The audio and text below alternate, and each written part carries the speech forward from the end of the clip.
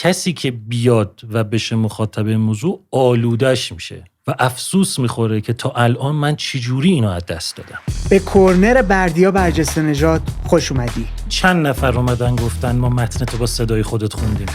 کسی که ممکنه شما به عنوان پادکستر بشناسیدش، ولی تو ذهن من یه نویسنده است. ببینم چه نقطه‌ای، چه شروعی، در کجای زمان توسط چه کسی باعث شده که یک سری چیزا به صورت دومینووار بخورن به همدیگه که این نتیجه اتفاق بیفته. تو این گفتگو با هم در مورد اینکه داستانهاش رو چجوری توسعه میده گپ زدیم. اون قسمتی که شما فکر می‌کنین بایوگرافیه، یک اتفاقات سلکتیویه که من انتخاب می‌کنم برای اینکه به اون هدف نهاییم برسم. در مورد نقش تحلیل کردن تو مسیر خلاقش صحبت کردیم. اونی که من دوست دارم نیست، اونی که من خلق میکنم نیست، اونی که من ترجیح میدم نیست، اونی که من تحلیل میکنم. چطوری میاد کیفیت خروجی خودش رو بالاتر میبره و جذابیتش رو بیشتر میکنه. تا کاراکتر رو درک نکنی نمیتونی از زبونش تو یه سری دیالوگ اختراع بکنی بگیری بذاری اونجا دیگه که زمخت به نظر نیاد. تمرکز خودمون رو گذاشتیم رو پادکست فارسی.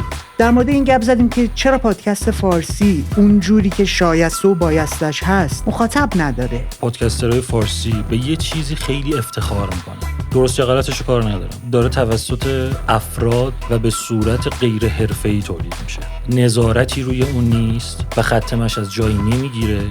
برای دل خودش و در نهایت برای مخاطب تولید میشه. در مورد ایده‌های مختلفی که میتونه کمک کنه که پادکست فارسی بزرگتر بشه گپ زدیم. اینی که آدم‌های خارج از حلقه پادکستر رو بیان کمک بکنن به رشد پادکست فارسی. اگر این موضوعات براتون جذابه، ادامه این برنامه رو با من و بردیا همراه باشید.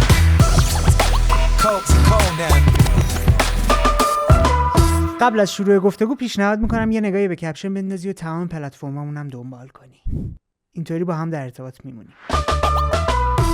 بردیا برجسته نژاد قبل از اینکه بلاگر باشه، قبل از اینکه پادکستر باشه، برای من نویسنده است. چه جالب. آره، من یادم قبل از اینکه ما همدیگر رو برای بار اول ببینیم من نوشته‌هاتو خونده بودم. تو اون دوره‌ای که وبلاگ فارسی خیلی جوندار داشت کار میکرد، فکر کنم یادش بخیر. واقعا یادش بخیر. فکر کنم 5-6 تا بلاگ فعال جدی داشتی. بعد از اون وقتی بهش فکر میکنم، مرور میکنم، میبینم حتی ازت داستان کوتاه توی همشری داستان خوندم. حتی خاطرم هست توی جمعی بودی که داستانا رو انتخاب میکردی برای همشری داستان. خودت تعریفت از خودت چیه؟ خودت رو چی میدونی؟ ببین از این زاویه‌ای که تو داری نگاه میکنی، آره من میتونم خودم رو در درجه اولی قصه گو بدونم. یه چیزی که شاید برای تعریف کردن و فهموندن یک سری مسائل و یک سری ماجراها استوری تلینگ رو انتخاب میکنم، چون تبدیلش بکنم به داستان که هم قابل هضم تر باشه برای مخاطب و اینکه بیشتر به ذهنش بچسبه و به خاطرش بمونه.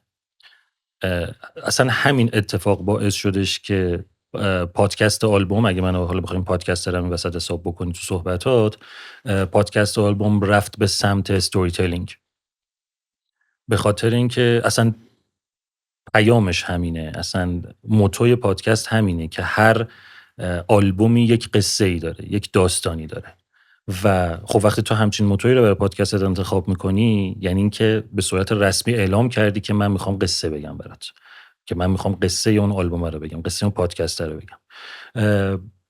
خیلی از منابعی که تو وجود داره برای اینکه تو بتونی در مورد یک حالا موسیقی صحبت بکنی، در مورد یک آلبومی صحبت بکنی، یه سری دیتاهای پراکنده است. اینا رو داستان نکردن برای تو.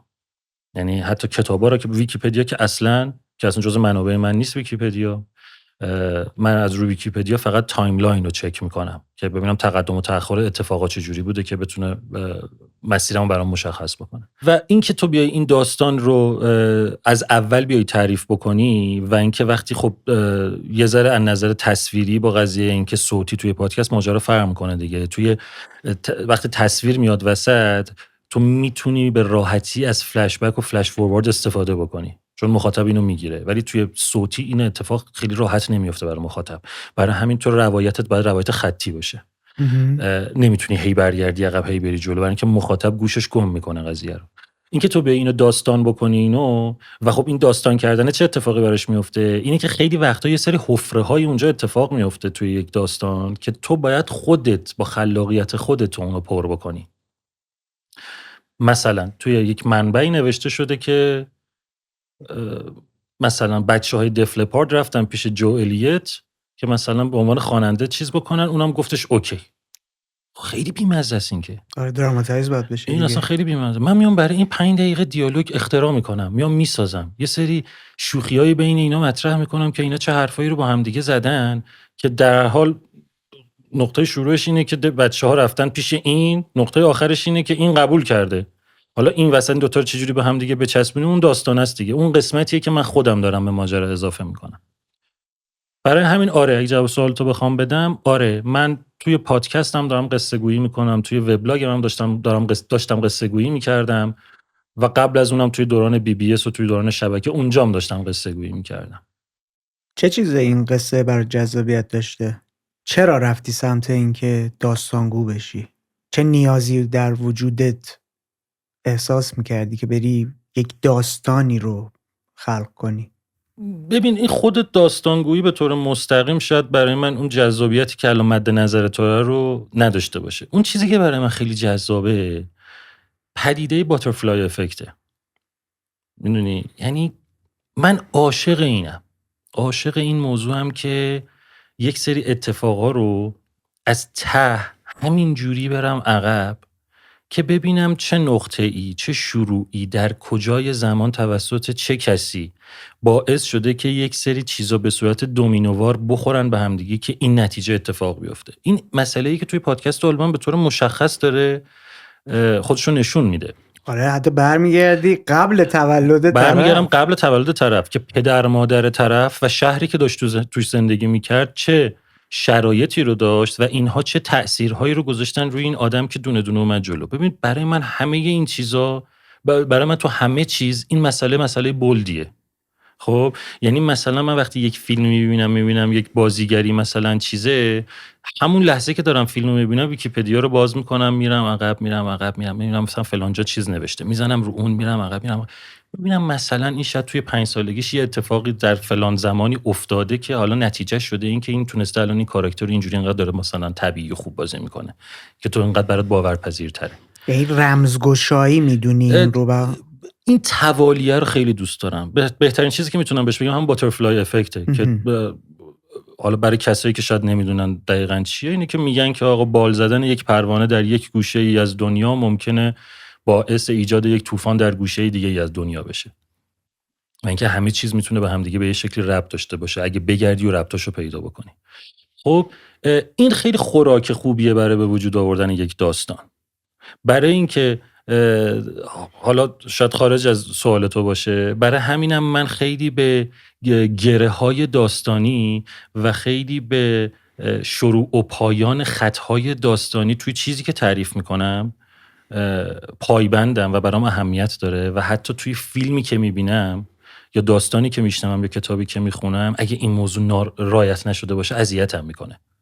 منظورم چیه؟ منظورم اینه که مثلا تو یه فیلمی میبینی، بعد میبینی مثلا توی مثلا 10 تا سکانس یه بازیگری میاد و یه چیزایی رو اون وسط میگه و یک سری صحبت‌هایی اتفاق میفته و یه مدت میگذره و دیگه اون بازیگر رو نمیبینی و فکر میکنی که خب الان مثلا اون 5 دقیقه‌ای که از فیلم اختصاص دادی به این آدم که اومد این حرفا رو زد و اومد این کارا رو کرد، بعدن کجا ازش استفاده کردی دیگه؟ یعنی اومدی تو یک خط کوچیک داستانی رو به وجود آوردی که این تش به هیچ چی دیگه وصل نشد، این دیگه هیچ چیز دیگه رو سبب نشد.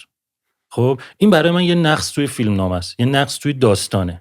برای همین خودت میگی اگر حذف بشه هیچ اتفاقی نمیفته. اگه حذف بشه هیچ اتفاقی نمیفته و وقتی گذاشتی اینو تو بعدن اگه این خطته، اگه یه چیزی اینجا اومده بیرون، این بعد بره جلو دوباره برگرده و به یک جای اتفاق بیفته. خب به قول امیرعلی نبویان که توی کلاسای داستان نویسی و این چیزاش تعریف میکنه این موضوع رو، میگه تو توی داستان، شروع داستان مین میکاری، هر چیزی یک مینه که این باید بعدن منفجر بشه، بعدن یکی باید بره روش که این منفجر بشه.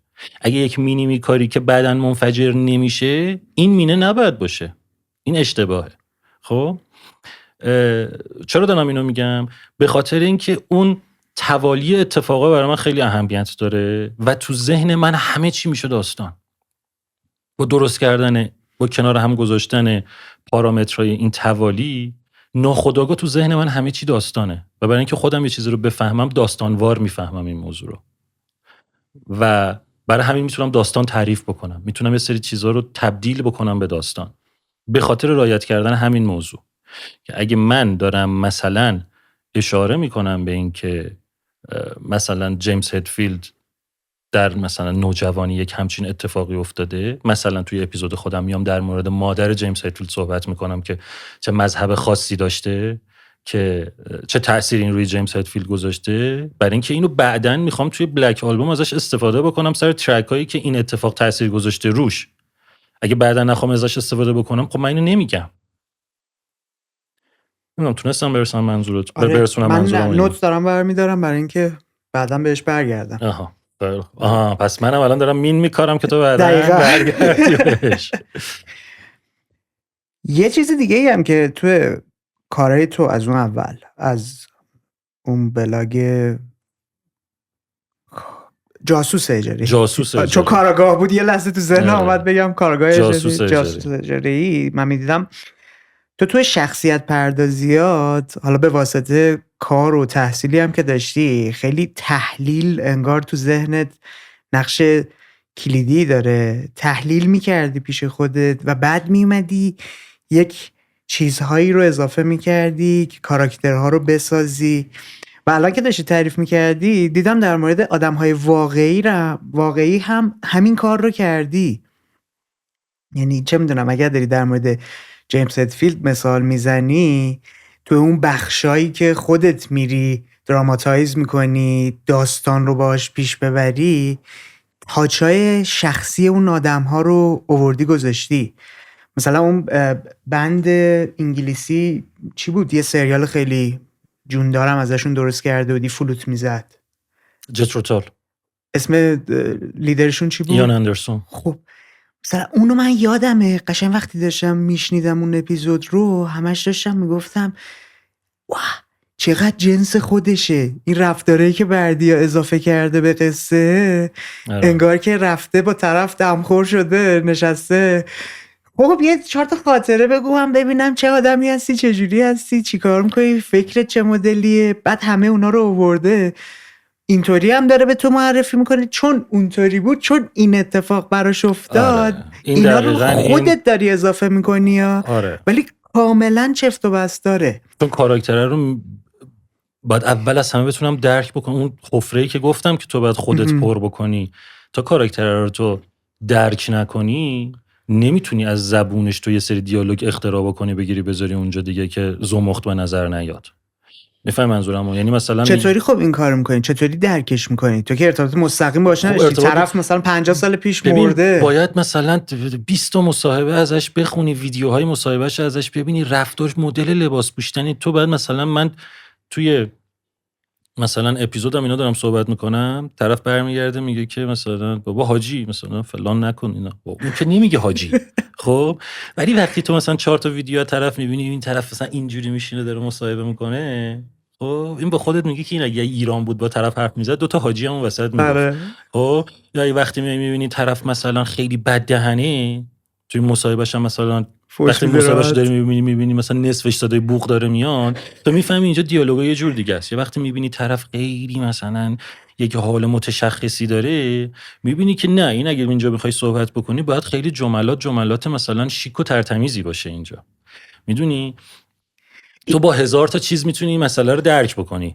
اینو چجوری تبدیلش میکنی به خروجی نهایی؟ میای مثلا یه شناسنامه برای هر کدوم در میاری، یه سری نکات یادداشت میکنی، یا یه چیزی درونت تهنشین میشه تو وجودت دیگه؟ مثلا دیفالتت اینطوریه که الان من جای چه میدونم ایان اندرسون دارم صحبت میکنم، باید این مدلی باشم. الان دارم جای جنیس جاپلین نگاه میکنم به دنیا، تنفر خشمه باید از این جنس باشه. تو کدوم حالته؟ ببین این چجوری شکل میگیره اینو. ببین یه بخش خیلی زیادی که من اون آرتیست رو میشناسم توی پروسه تولیده. توی پروسه تولید من شروع میکنم منبع خوندن و نوشتن. شروع میکنم تو تحقیقاتت یعنی؟ تو تحقیقاتم. یعنی من شروع میکنم همینجوری شروع میکنم نوشتن و خط داستانی رو اونجا پیدا میکنم. اما اتفاق اصلی موقعی که دارم متن رو ادیت میکنم میفته. یعنی چه اتفاق اصلی اون موقع ببین میفته؟ یعنی که من مینویسم میرسم به ته تموم میشه. مثلا فرض بگیر یک متنی در میاد مثلا 100 صفحه. خب حالا که رسیدم به ته دیگه همه چی رو میدونم. برمیگردم اول شروع میکنم ادیت کردن. میرسم به یک جایی که مثلا فلانی رفت پیش فلانی و با هم صحبت کردن و به این نتیجه رسیدن. خب این دیالوگا رو که من اول ننوشتم که، من دیالوگا رو توی ادیت می‌نویسم. چرا؟ چون دیگه تا آخر داستان سرنوشت این آدمو میدونم، ماجرا رو میدونم، الان دیگه همه چی تو ذهنمه. حالا یک دیالوگ برای این اختراع میکنم. میرم جلوتر میبینم مثلا نوشتم که فلانی رفت فلان جا و فلان کارو کرد و به فلانی فلان چیزو گفت. خب چون تا آخر داستان رفتم میبینم که خب این بعداً هیچ جا ازش استفاده نکردم. این یک دیتایی بوده که حالا توی یکی از منابع وجود داشته و من نوشتم، به نظرم جالب بوده. اما بعداً چون هیچ جا ازش استفاده نکردم اون تیکه رو پاک میکنم. بعد میرم جلوتر میرسم به یه جایی که مثلا طرف به فلانی گفته که همچین چیزی.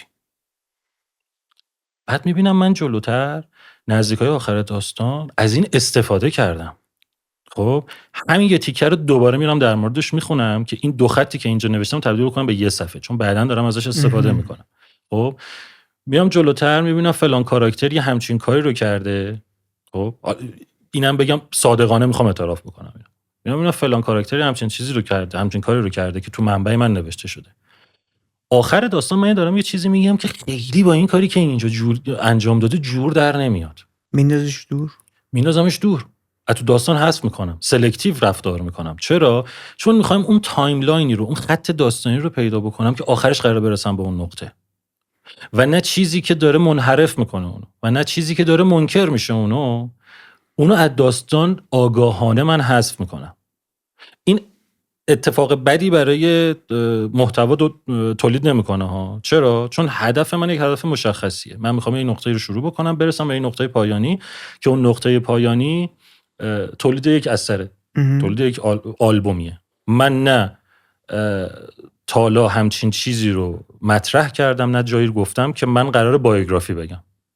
من قرار نیست بایوگرافی بگم و همیشه اینو منکر میشم این موضوع که من بایوگرافی نمیگم. اون قسمتی که شما فکر میکنین بایوگرافیه یک اتفاقات سلکتیویه که من انتخاب میکنم برای اینکه به اون هدف نهاییم برسم.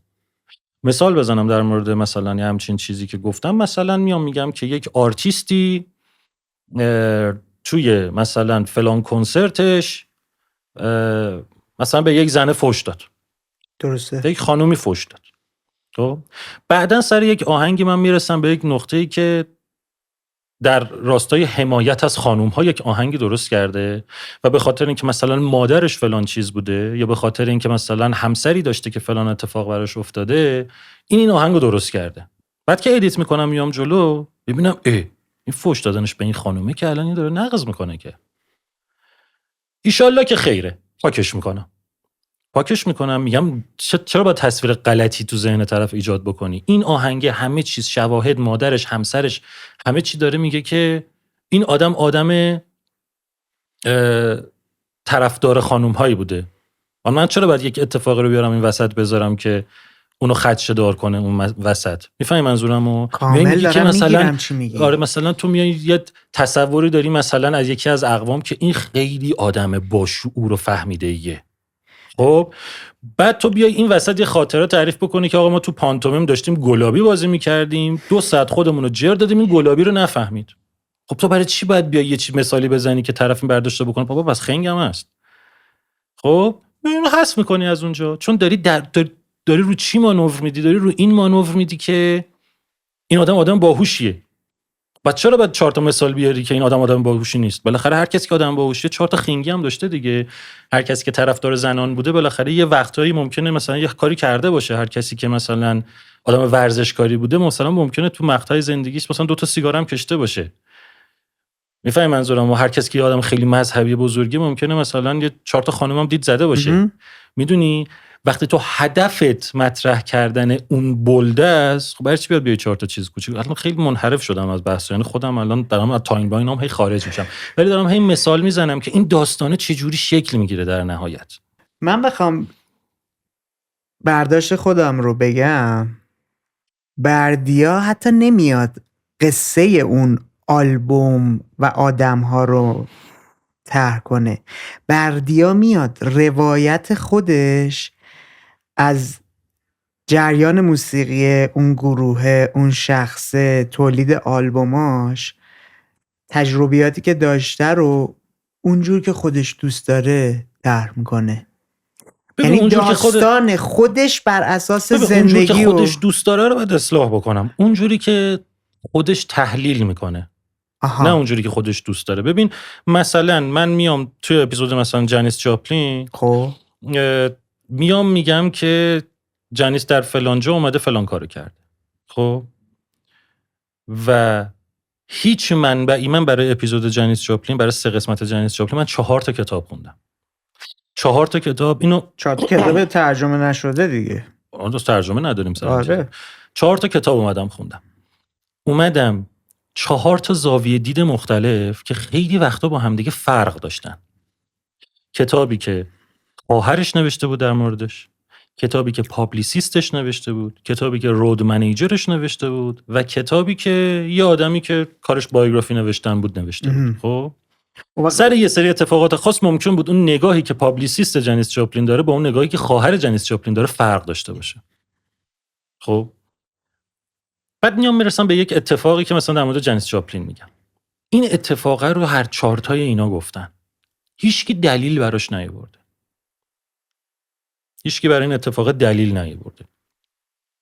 جنیس در فلان لحظه برگشت به اعتیاد. همشون همینو مثلا نوشتن. من دوست ندارم اینو به مخاطبم بگم.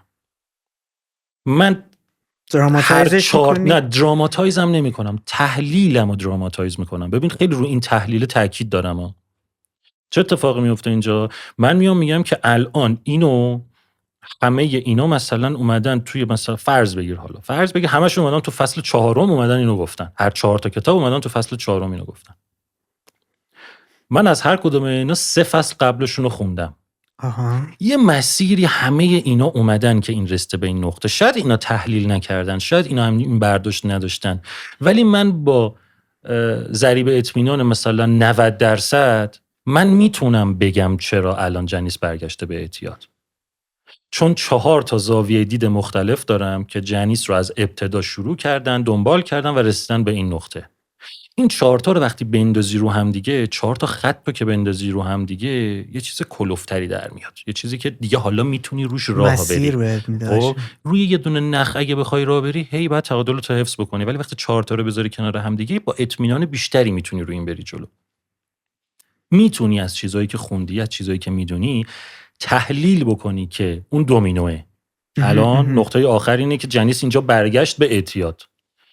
چی باعث شد که این؟ چی اون رو باعث شد؟ چی اون رو باعث شد؟ همینجوری میای عقب و اون نقطه اوله رو میذاری تو اون مینی که داری میکاری اونجا.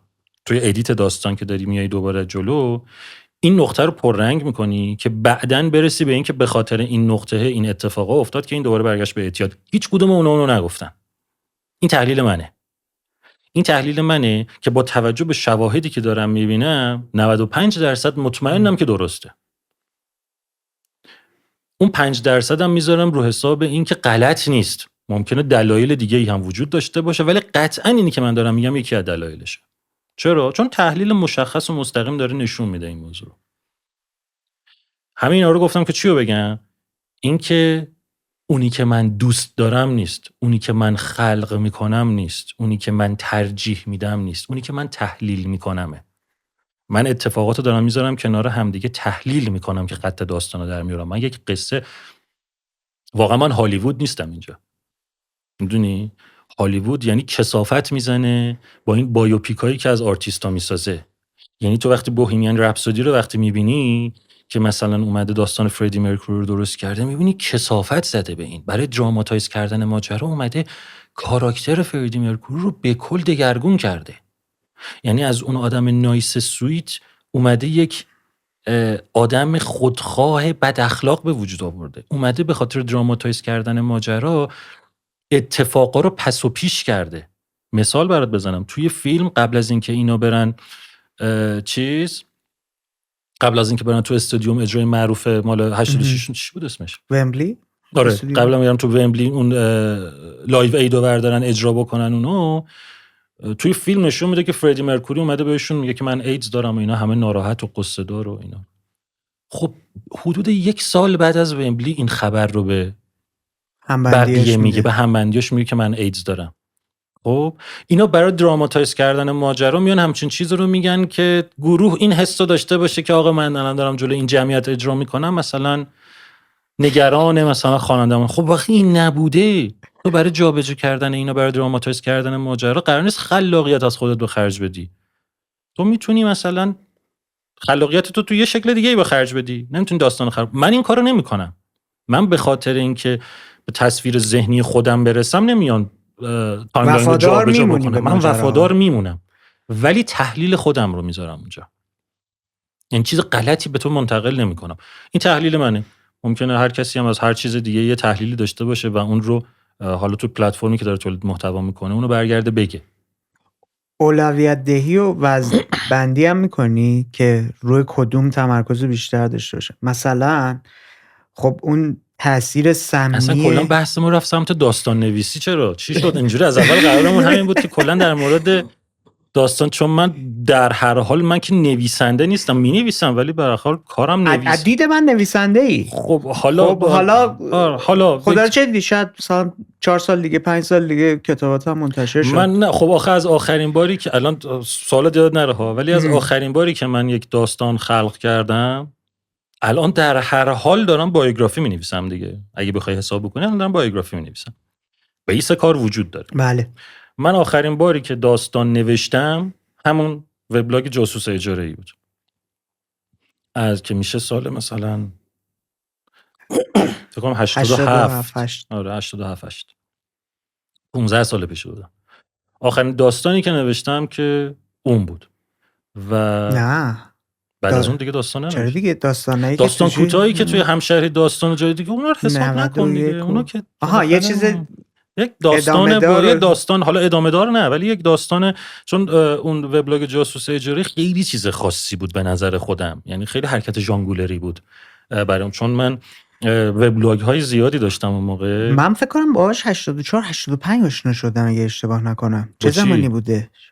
چون من یادمه خیلی کوچولو بودم. فکر کنم خیلی کوچولو بودم. نه 84 اینا که نبودم. چنده؟ 86 شاید 86 مثلا 86. یا من خیلی کوچیک بودم. چند سال پیش میشه؟ 16 سال پیش میشه. آره 86 7 بوده شاید. آره قبل اون چند تا وبلاگ داشتم. آلبوم بود، فیلم مووی، بردیا مووی بود، ارزم بخیر دیالوگ بود. دیالوگ اون بودش که چی؟ یه دونه بودش آشپزی داشت تو عنوانش. سرابساز سودا ستیز رو میگی؟ یه چیزی یادم میاد این مدلی که این دل نوشته طور بود. آره. دیالوگای فیلم‌ها رو توش میومدی معرفی میکردی. یه چیز دیگه ای داشتی در مورد فیلم‌ها جدی‌تر مینوشتی. یعنی من فیلم موویز بود که نقد فیلم نوشتم. آره. ارزم حالا من یه سری وبلاگ داشتم و آدم حالا در حد و اندازه خودم آدم شناخته شده‌ای بودم توی فضای وبلاگ نویسی. خاطرم تو گودر قشنگ یکی از کسایی بودی که همه برمی‌داشتن اضافه می‌کردن تو لیستشون. بعد من رسیدم به یک چالش جالبی برای خودم که بیا یه وبلاگ درست بکن و نگو بردیایی، ببینیم به کجا میرسه. خب. بدون اینکه تو خودت رو از پلتفرم‌های دیگه پروموت بکنی، ببین اینو میتونی به کجا برسونی، چقدر خب حالا چه ایده‌ای براش بذارم. میام یه دونه داستان خلق میکنم با یک کاراکتر یالی و اینو چیز میکنم، اینو اپیزودیک شروع میکنم، داستان رو اپیزودیک نوشتن و یک جوری اینو نشون میدم که من این کاراکتر اصلیم و من دارم خاطره تعریف میکنم. ایده اولیه کجا اومد؟ ایده اولیه اگه اشتباه نکنم و اسم کتاب رو اشتباه نگم، از کتاب همنوایی شبانه ارکستر چوب ها فکر کنم. آره. که اون داستان توی یک آپارتمانی اتفاق می افتاد و یک کاراکتر خیلی اونق و بد اخلاقی داشت که توی یک آپارتمانی با یه اینتراکشن هایی با همسایه ها اینا داشت. من اساس اونو اومدم داستانو گذاشتم که این کاراکتر است که این کاراکتر صحبت میکنه با مخاطب و هر دفعه در مورد یک موضوعی با آدم ها داره صحبت میکنه و توی صحبتاش و توی مثالاش و توی ماجراهاش از آدم‌های کاراکترهایی که داره تو ساختمون خلق میکنه استفاده میکنه. یه همسایه‌ای داشتش مثلا طبقه بالاش خانم پیری بود، یه دونه سرایدار داشت، آقای روبیک بود اسمش، ایرانی هم نبود، اسم خارجی بود دیگه. اومدم یه سری کاراکتر گذاشتم اونجا. یه 2-3 تا پست که گذاشتم اینو، این به حد خودش یک مخاطبای محدود کوچیکی پیدا کرد. حالا این آدم چی بود ماجراش؟ چرا اسمش شده بود جاسوس اجاره؟ این کسی بودش که پول میگرفت و میپایید آدما رو. از اینا که تو فیلم‌ها می‌بینی میره یارو عکس میگیره، زن یارو خیانت میکنه میره ازش عکس میگیره، نمیدونم فلان، اون به فلانی بدهکاره، این میره مثلا پیداش میکنه اینا. و این برای اینکه بتونه این کارا رو انجام بده، تو هر کدوم از این ماموریتایی که بهش محول میشد باید یک شکل و شمایلی برای خودش درست میکرد. یعنی مثلا یه جا باید میرفت تو یک تیم فوتبالی، میدید که مثلا فلان کس داره مثلا معتاد یکی از بازیگرا قرار مچشو بگیره، این مثلا یه گیری میگذاشته، یه سیبیلی گذاشته، شد سرایدار اونجا رفت اونجا. یعنی تو کاراکترهای مختلف، یعنی من با خلق یک کاراکترهای زیادی رو به وجود می آوردم برای چیز. این هم تو که جلوتر رفت تبدیل شد به یک داستان. من نمیخواستم این اتفاق بیفته. خود اصلا ماجرا کلا ماجرا از اون اتفاق اپیزودیک چیز شد یک دونه داستان دنباله‌دار با حضور یک خانومی توی این ساختمون که اسباب کشی کرد که اسمش مدوسا بود. این خانم اومد تو این ساختمون و این آدم عاشق این خانم شد. اصلا کلا روند داستان شد یه چیز دیگه، شد یک رمان برای خودش، شد یک رمان عاشقانه که اصلا نوع نگارش همه چیزاش تغییر کرد. و اینجا بود که این یهو مخاطباش رفت بالا و من میدیدم که وبلاگ نویسای دیگه از جملات دیالوگای اینا استفاده میکنن، به قول فلانی مینویسن توی پستشون. و خیلی جالب بود موقعی که من اینو عنوان کردم که من بردیام که دارم اینو مینویسم.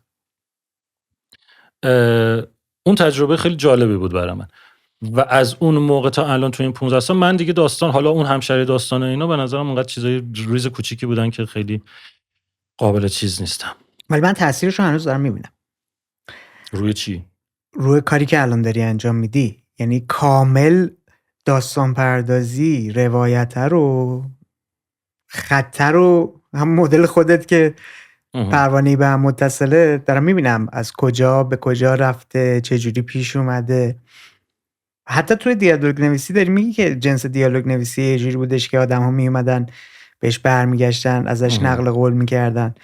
خب من وقتی میبینم تو اصلا یه وبلاگی داشتی که میومدی دیالوگای فیلم ها رو توش میذاشتی، قشنگ احساس میکنم مسئله بوده. اولین بار من این کارو کردم. آره؟ بعدا خیلی توی یوتیوب و اینستاگرام و اینا تازه خاطرم هستش اون موقع فکر کنم 16-17 سال پیش من این کارو اولین بار کردم. فکر کنم پر مخاطب ترین وبلاگ من. آره. پر مخاطب ترین وبلاگ من همون دیالوگی بود. و واقعا هم جذاب بود چون هیچ کس همچین کاری نکرده بود. می اومدی میرفتی ترجمه هم میکردی، ترجمه خوبم میکردی. ترجمه خودم بود دیگه. آره. ساب تایتلی نبود. آره ترجمه خودم. نکته‌ای که میخواستم اون موقع بگم این بود که توی این طرح اتفاقات، موضوعات، آیا مسائلی که بر خودت اهمیت بیشتر داره رو نور بیشتری بهش میتابونی؟ مثال. خب زود جواب دادم. می‌خواستم مثال بزنی. خب آره. مثلا تو قصه جنیس جاپلین اون رابطه سمی که این با خانوادهش داشت، با پدر و مادرش داشت، این که همش میخواست خودش رو ثابت کنه، خب خیلی مسئله کلیدیه دیگه. خب دیگه نه ببین این برای من که بولد نیستش این موضوع. ببین تو آخرش قراره آخر ماجرا تو قراره به این برسی که ما یک آلبومی داریم به اسم پرل که این آلبوم بعد از مرگ جنیس جاپلین توی 27 سالگی منتشر شده. خب این که تو 27 سالگی یه آرتیستی سر انتشار دومی قبل از انتشار دومین آلبومش بمیره خیلی اتفاق بولدیه دیگه. اونم به اون شکل که تو اووردوز بکنی و نابود بشی. پس توی زندگی جنیس جاپلین هیچ چیزی پررنگتر از مواد مخدر نیست، چون این آدم زندگیشو گذاشت برای مصرف موادش. تو در مورد خود آلبوم پرل نمیتونی خیلی حرف خاصی به مخاطبت بزنی. چرا؟ چون مثلا کانسپت آلبوم تور نیست. نه بحث کانسپت آلبوم نیست. آهنگا کاورن. جنیس جاپلین آهنگساز نبود. جنیس جاپلین آهنگ از بقیه میگیره. خب پس در نتیجه تو داستانی نمیتونی تعریف بکنی. تو نمیتونی یک غم ویژه‌ای رو در طرف دنبال بکنی که برسه به خلق این آلبوم، چون این آلبوم آهنگاشو رفته خریده از آدمایی که خلقش کردن آهنگا رو. پس داستانی که پشت این آلبومه، پشت لیریکس این آلبومه، داستان جنیس جاپلین نیست، ولی نوع انتشارش، نوع شکلگیریش، نوع جمع شدن این آهنگا در کنار هم دیگه، این همه اینا رو تو بخوای نگاه بکنی می‌بینی احتیاط پررنگ‌ترین اتفاقی که داره اینجا میفته. حالا هی میری عقب، داستانو به ته رسوندی، میبینی جنیس جاپلین قراره آخرش بگه که جنیس جاپلین اووردوز کرد، به بدترین شکل ممکن در تنهایی مرد. تو اتاقش توی هتل اووردوز کرد و مثلا ساعتها بعدش مثلا جسدش رو پیدا کرد.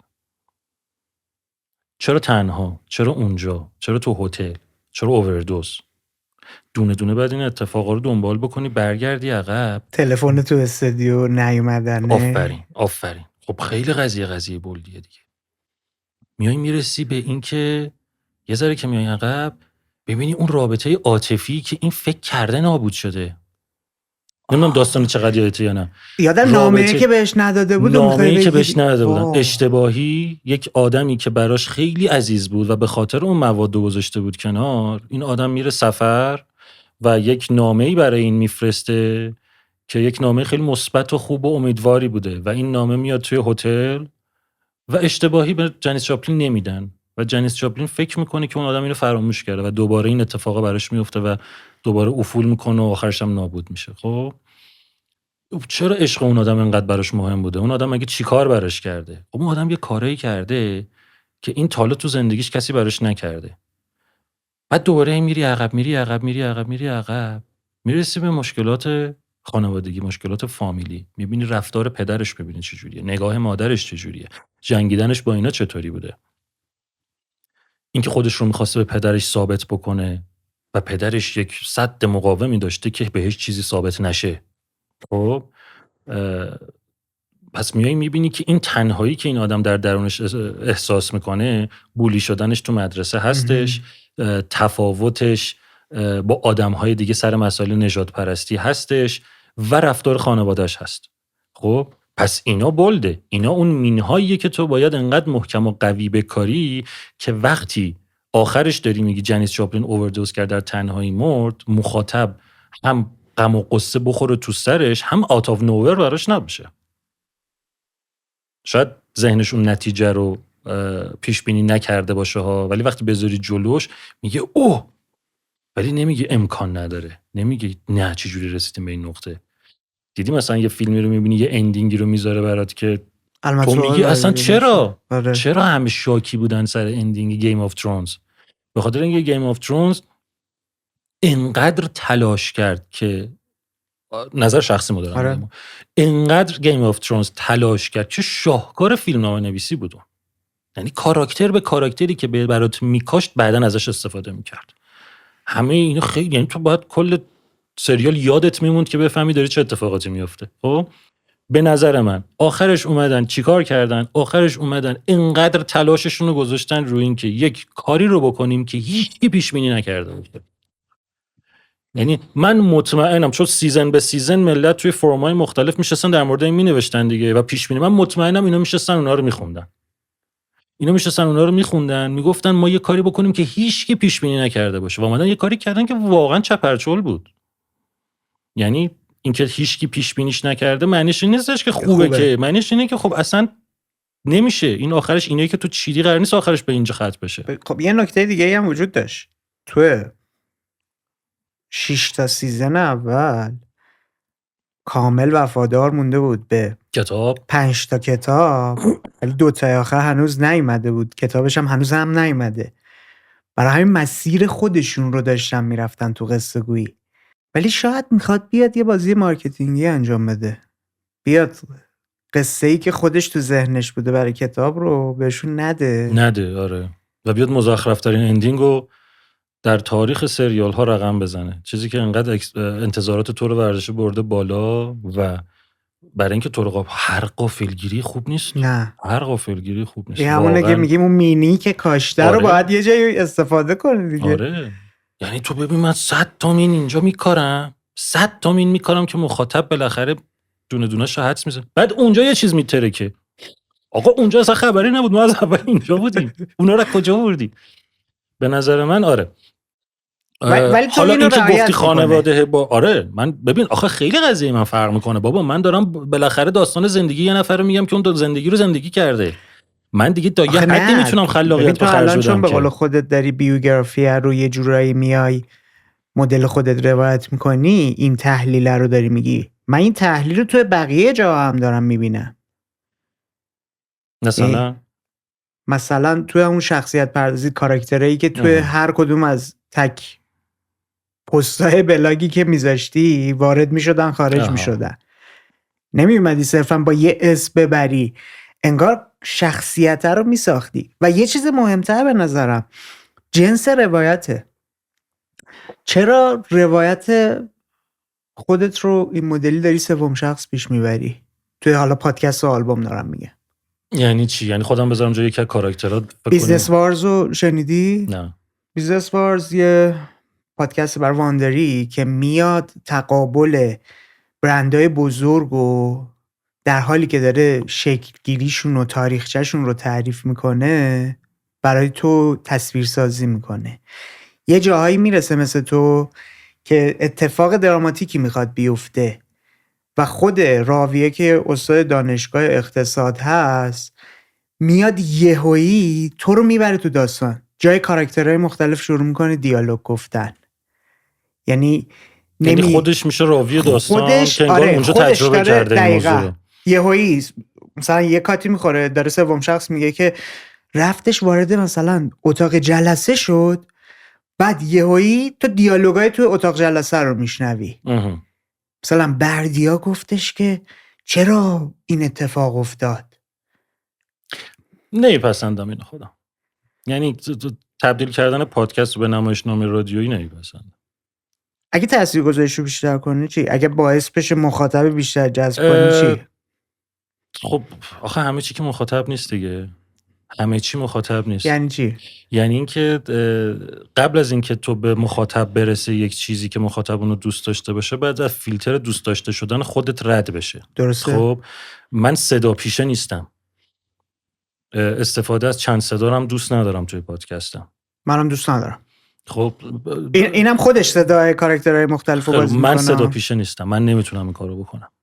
یا قشنگ در نمیاد یا اینکه اصلا در توان من نیستش که بخوام مثلا یه جا صدای یک مرد مسن رو در بیارم، یه جا صدای آدم جدید در بیارم. بعد خب نوع دیالوگ گفتنت هم اونجا باید تغییر بکنه. آره لحن باید عوض بشه. این در توان من نیست و چیزی که در توان من نیست تو باید در درجه اول خودم بدونم در توانم نیست دیگه. و خروجی چیزی نیستش که من خودم خوشم بیاد، چون اصلا نوع نوشتنش فرق میکنه.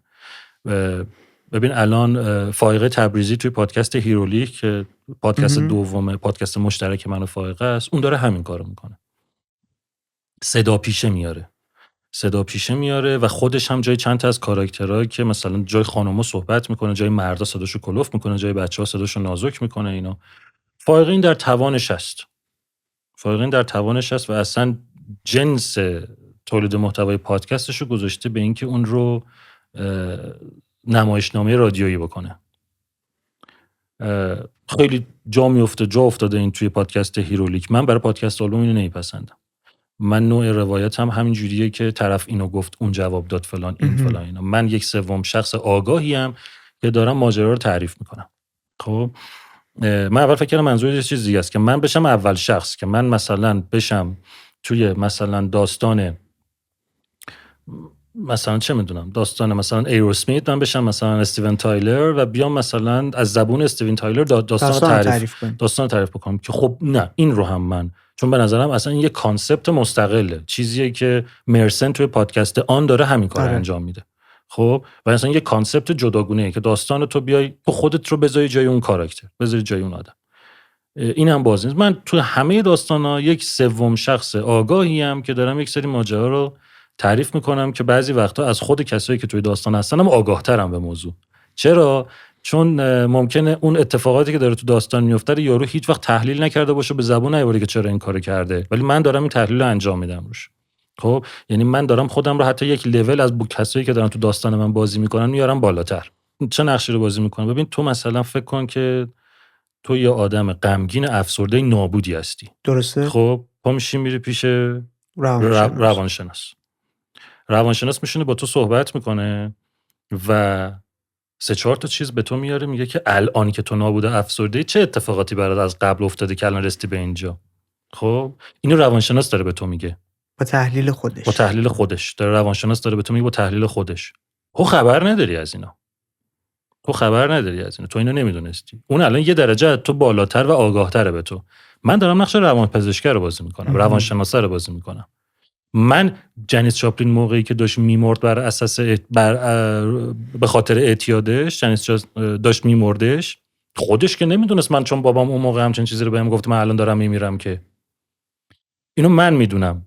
چرا من میدونم؟ چون من دارم تحلیل میکنم. من اصلا خط داستانی رو دارم تحلیل میکنم و به این میرسم که این میتونه یک تاثیرگذاری باشه، یک مینی باشه که ترکیده و باعث مرگ این آدم شده. خب در نتیجه پس من 100 بالاتر حتی از اون آدمم، چون من دارم یک چیزی رو، یک زندگی رو دارم میبینم که اون نمیبینه، خود کاراکتر ندیده. چیزی که داری تعریف میکنی مثل تصویر جلوی چشم من قرار میگیره که یه تابلو بزرگه، مثل این کارگاه که میخوان بیان یه پرونده رو حل کنن، هی چیزای مختلف رو برمیدارن میزنن و تو نقطه گذاری میکنی، بعد اینا رو با نخ به هم وصل میکنی.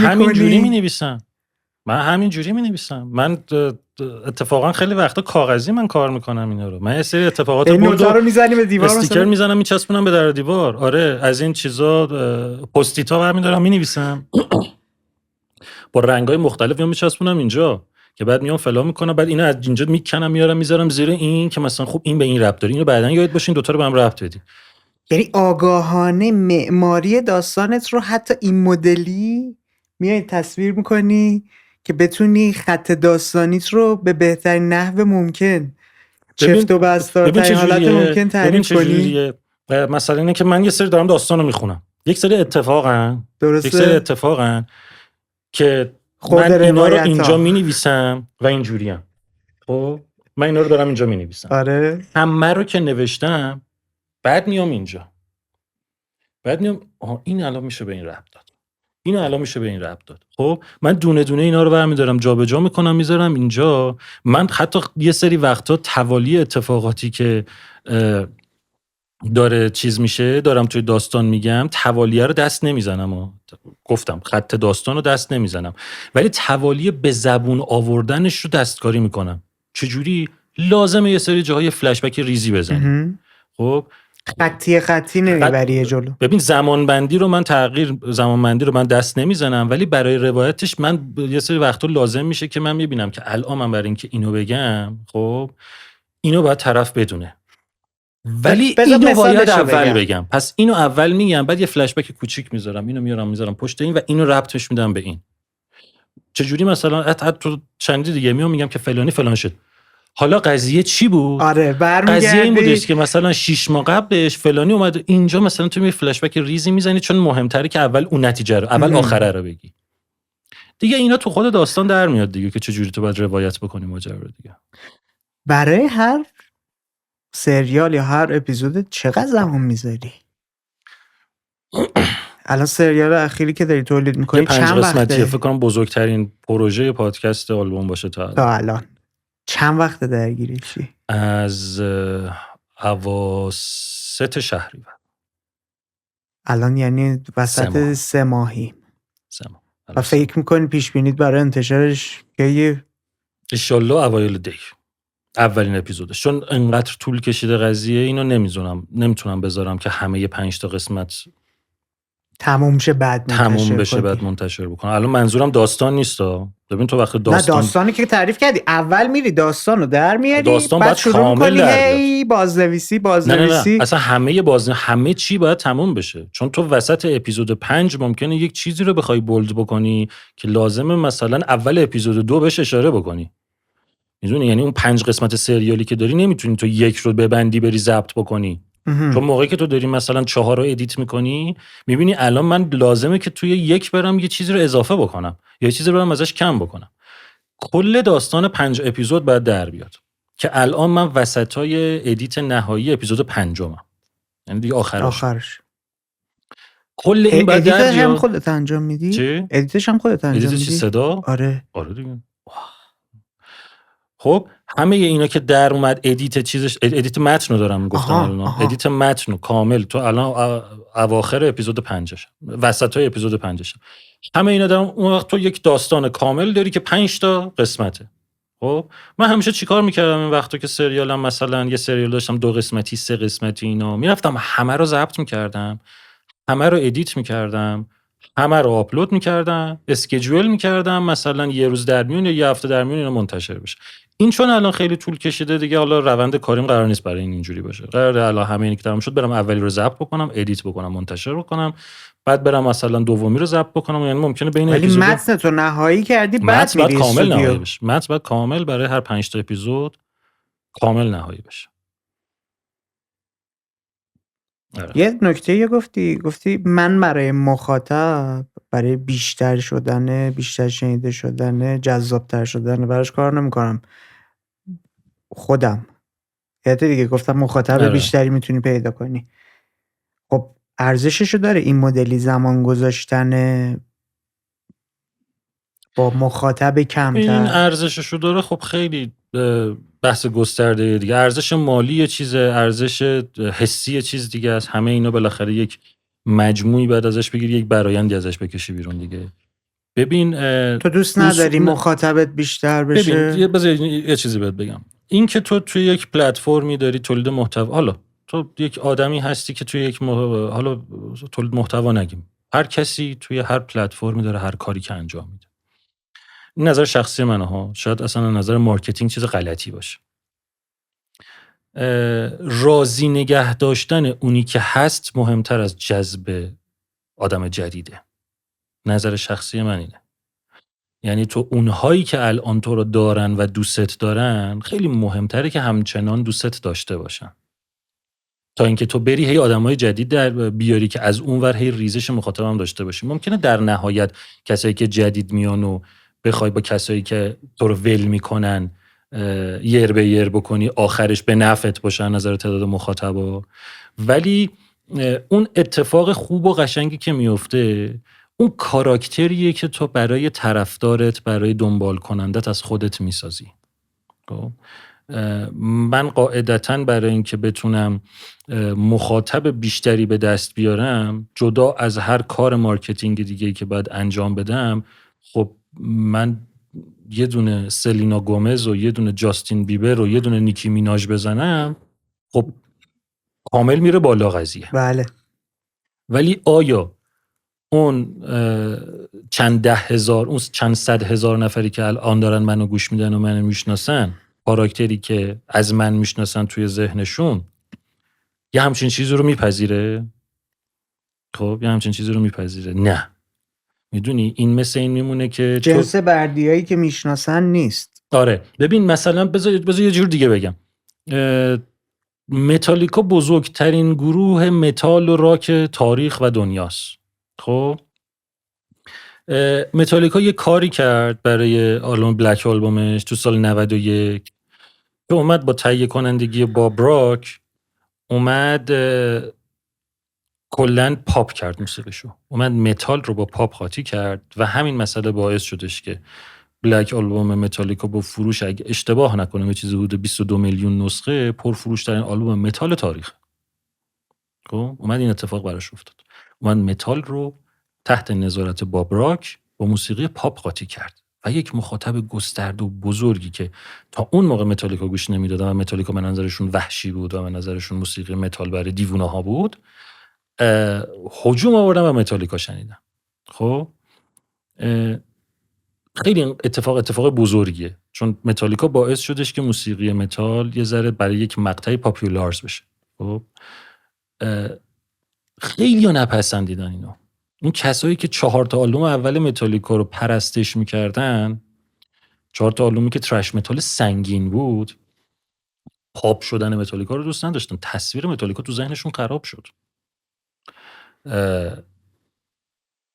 خیلی برای متالیکا این موضوع جواب داده، ولی همچنان اگه پای صحبت خیلیا بشینی متال بازا نقد میکنن این اتفاق متالیکا. متالیکا رو عاشقشن. صنعت چی؟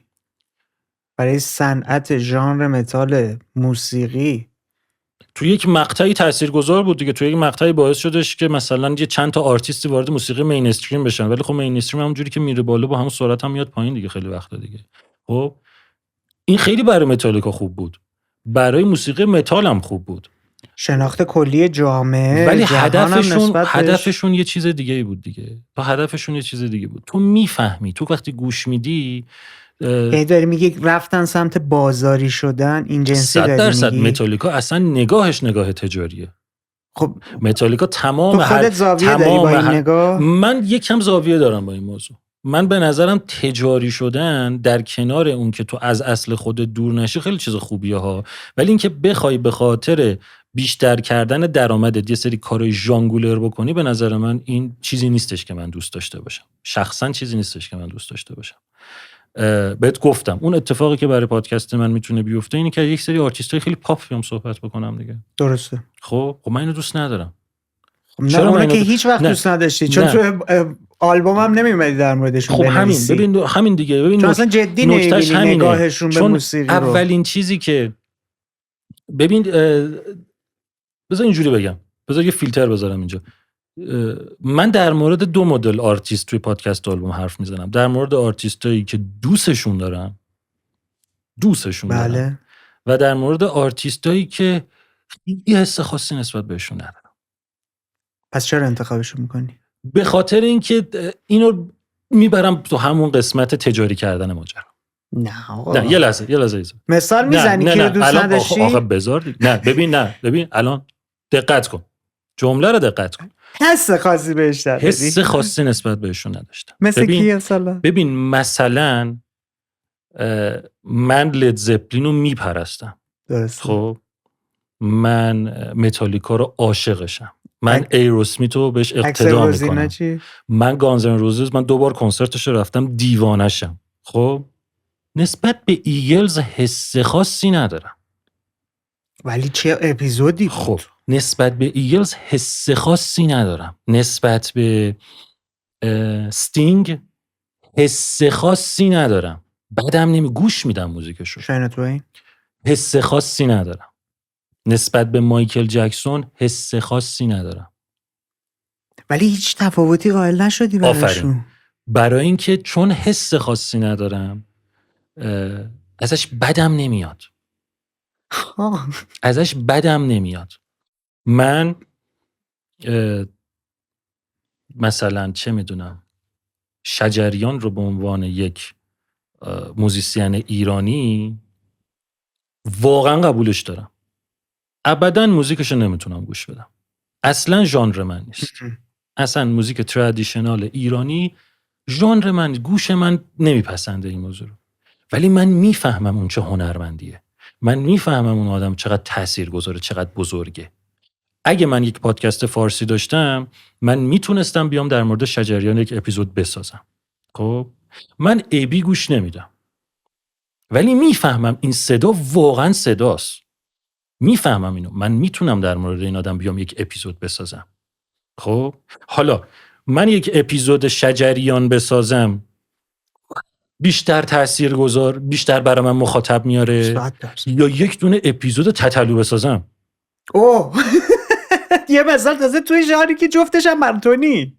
خب من این آدم رو قبول دارم، این آدم برای من بزرگه، گوشش نمیدم. اینو اصلا نمیتونم بفهممش، اصلا نمیتونم، نه موزیکشو نه خودشو، هیچیشو نمیتونم بپذیرم. من نمیام در مورد این بسازم هر چقدر مخاطب داشته باشه. نه اصلا هر فکر کنم چقدر مخاطب مخاطب داشته. وفادار خودت از دست میدی اگر آفرین. بخوای بری اون سمتی. آفرین.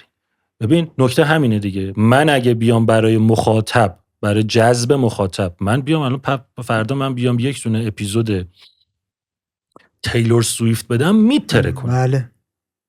میتره. مخاطبای من هر چقدر کلان است میکنه 2 برابر. نمیتونم این کارو بکنم.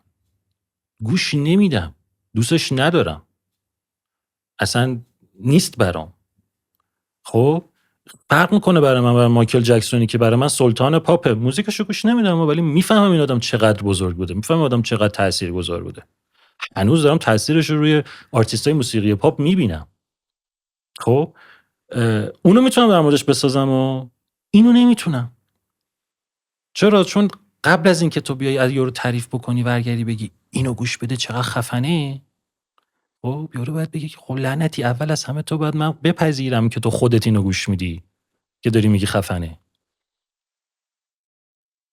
چه میدونی اومدی مثلا 1 سال دیگه 2 سال دیگه اومدم یه تیلور سویفتم ساختم، مثلا گوش دادم موزیکشو، به نظرم اومد که دل نمیدم دیگه چون دوستش ندارم، گوشم نمیدم و انقدرم موزیک برای گوش دادن زیاده که خب نمیتونم وقتو بذارم که برم سراغ چیزی که میدونم به احتمال خیلی زیاد ازش خوشم نمیاد. حالا در آینده حتی ممکنه یه زیر مجموعه‌ای هم به پادکست و آلبوم اضافه بشه، به اونا بپردازه ولی شخص خود به بردیا هم نباشه. آره با نظارت شاید خودش حالا باشه. اگه مثلا بزرگتر بشه این قضیه. صحبتات اشاره کردی که تعداد مخاطبه اولویتت نیست. بعد این مسئله اومد به ذهن من که اصلا کلاً انگار اولویت پادکست فارسی نیست اینکه بیاد جامعه مخاطبش رو بیشتر کنه. نه تو یه تشکیلات انجیو مانندی رو میبینی که خود پادکستر ها تشکیل داده بشن تا بتونن جامعه مخاطبشون رو بالاتر ببرن، نه از اون ور توی بازاریابیشون تو اینو میبینی. چرا اصلا هیچ تبلیغی خود پادکستر ها برای خودشون انجام نمیدن؟ چرا سعی نمیکنن که تعداد شنونده ها رو ببرن بالاتر؟ چرا این سوال رو دارم از تو میپرسم؟ چون اگه یک جایی به بعد شغل اصلی تو این شد، فول تایم پادکستر شدی، درست. چیه؟ مشکل کجاست؟ ببین از چند زاویه میشه به موضوع نگاه کرد. خیلی کلی و جنرال بخوایم به موضوع نگاه بکنیم، پادکست فارسی و پادکسترهای فارسی به یه چیزی خیلی افتخار میکنن. درست یا غلطش رو کار ندارم، به یه چیزی خیلی افتخار میکنن و اینه که پادکست فارسی مستقله. افتخار میکنه به این که داره توسط افراد و به صورت غیر حرفه‌ای تولید میشه و نظارتی روی اون نیست و ختمش از جایی نمیگیره و برای دل خودش و در نهایت برای مخاطب داره تولید میشه. اینکه درآمدی هم ازش حاصل بشه که چه بهتر، اگرم نشد مهم نیست چون مستقله و یه کار دلیه و اینکه نمیخواد از هیچ کسی ختمش بگیره. این یه مسئله قضیه است.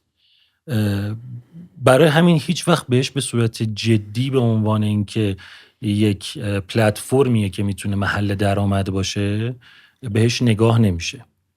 اتفاقی که الان چند سال خیلی محدود، خیلی چند سال اخیراً اتفاق افتاده، مثلا 2 سال شاید برای یوتیوب اتفاق افتاده که الان تو همین جوری داری میبینی که هی کانال‌های ایرانی بیشتری داره اونجا فعال میشه، به خاطر اینکه الان داره تولید محتوای یوتیوب داره بهش به شکل بیزنس و به شکل درآمد بهش نگاه میشه.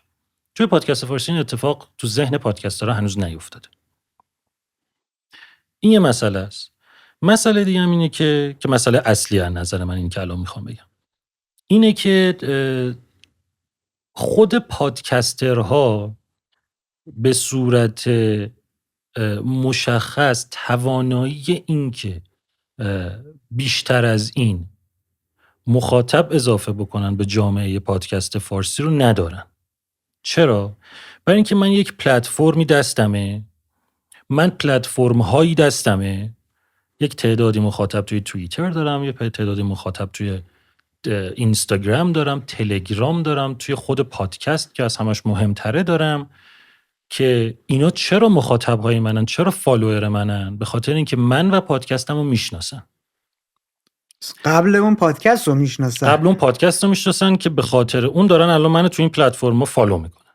خب من همین پلتفرم دستمه، توانایی من داشتن همین هاست. من چند 10,000 تا فالوور اینستاگرامم رو دارم، توییترم رو دارم، تلگرامم رو دارم، که تمام داشته هم اینان. منطقی من بیام خودم رو به کسایی که من رو میشناسن معرفی کنم؟ آیا اتفاق ویژه‌ای برای من میفته؟ اتفاق ویژه‌ای برای من نمیفته. چرا؟ برای اینکه ماهایم دیگه، خودمونیم الان. مخاطب جدیدی به پادکست، به مخاطبای من اضافه نمیکنه. خب یه مرحله بیا عقب‌تر، فلان پادکستی میتونه بیا توی پیجش پادکست آلبوم معرفی کنه. خب یه سری کسایی که اون رو گوش میدن و منو نمیشناسن میتونن بیا منو فالو بکنن. آیا این عدد تاثیرگذاریه؟ نه. خیلی نه. چرا؟ چون اون پادکستر داره به کسایی که پادکست رو میشناسن منو معرفی میکنه. مسئله ما کجاست؟ مسئله ما اینه که جامعه پادکست شنو فارسی جامعه کوچیکیه. تو اگه بری یه آدم بی ربطی بیاد مثلا بگه آقا بریم پادکست گوش بدین، خب 95% کامنت ها اینه که پادکست چیه. حالا این اتفاق کجا میتونه یک اتفاق مثبتی باشه؟ اینی که آدم‌های خارج از حلقه پادکست رو بیان کمک بکنن به رشد پادکست فارسی.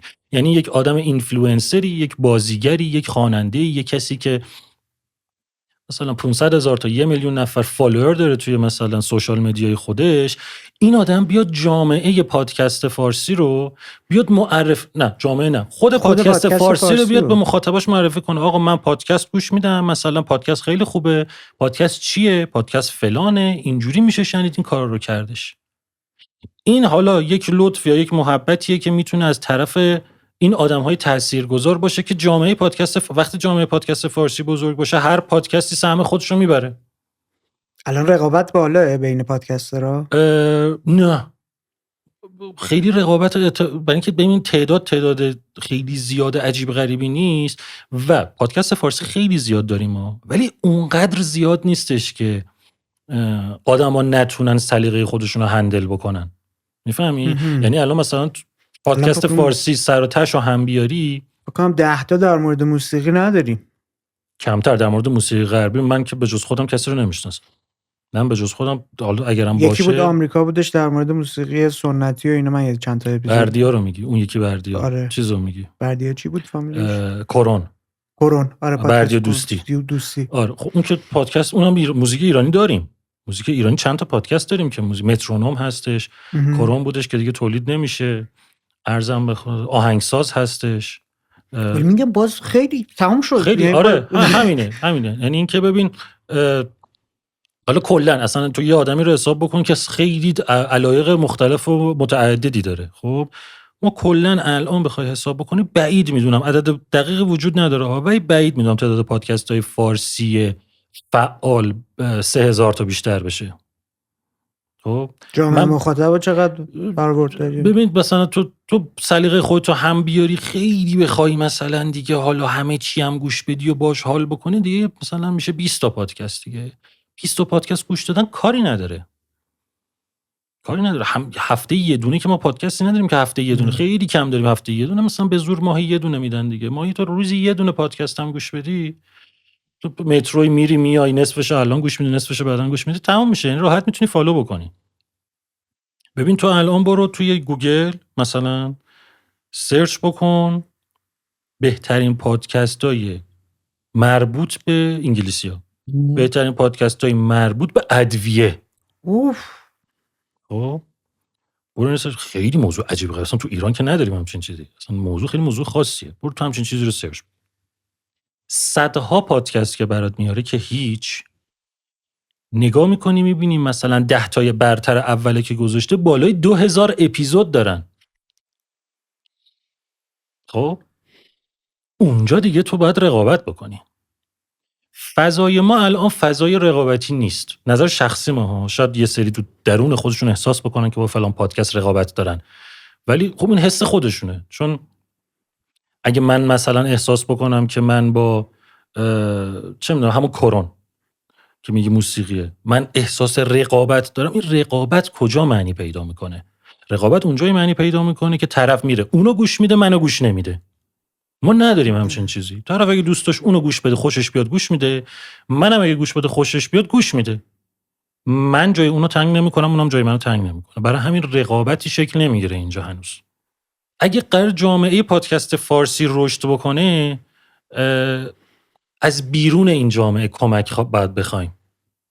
یعنی از آدم‌هایی بخوایم که پادکستر نیستن. چون ما هر چقدر من الان بیام توی اپیزود خودم 10 دقیقه در مورد این که پادکست چقدر خوب است و پادکست گوش بدین صحبت بکنم، خب اونو کی گوش میده؟ اونی که پادکست رو میشناسه، قبول کرده، خوبه که داره گوش میده دیگه.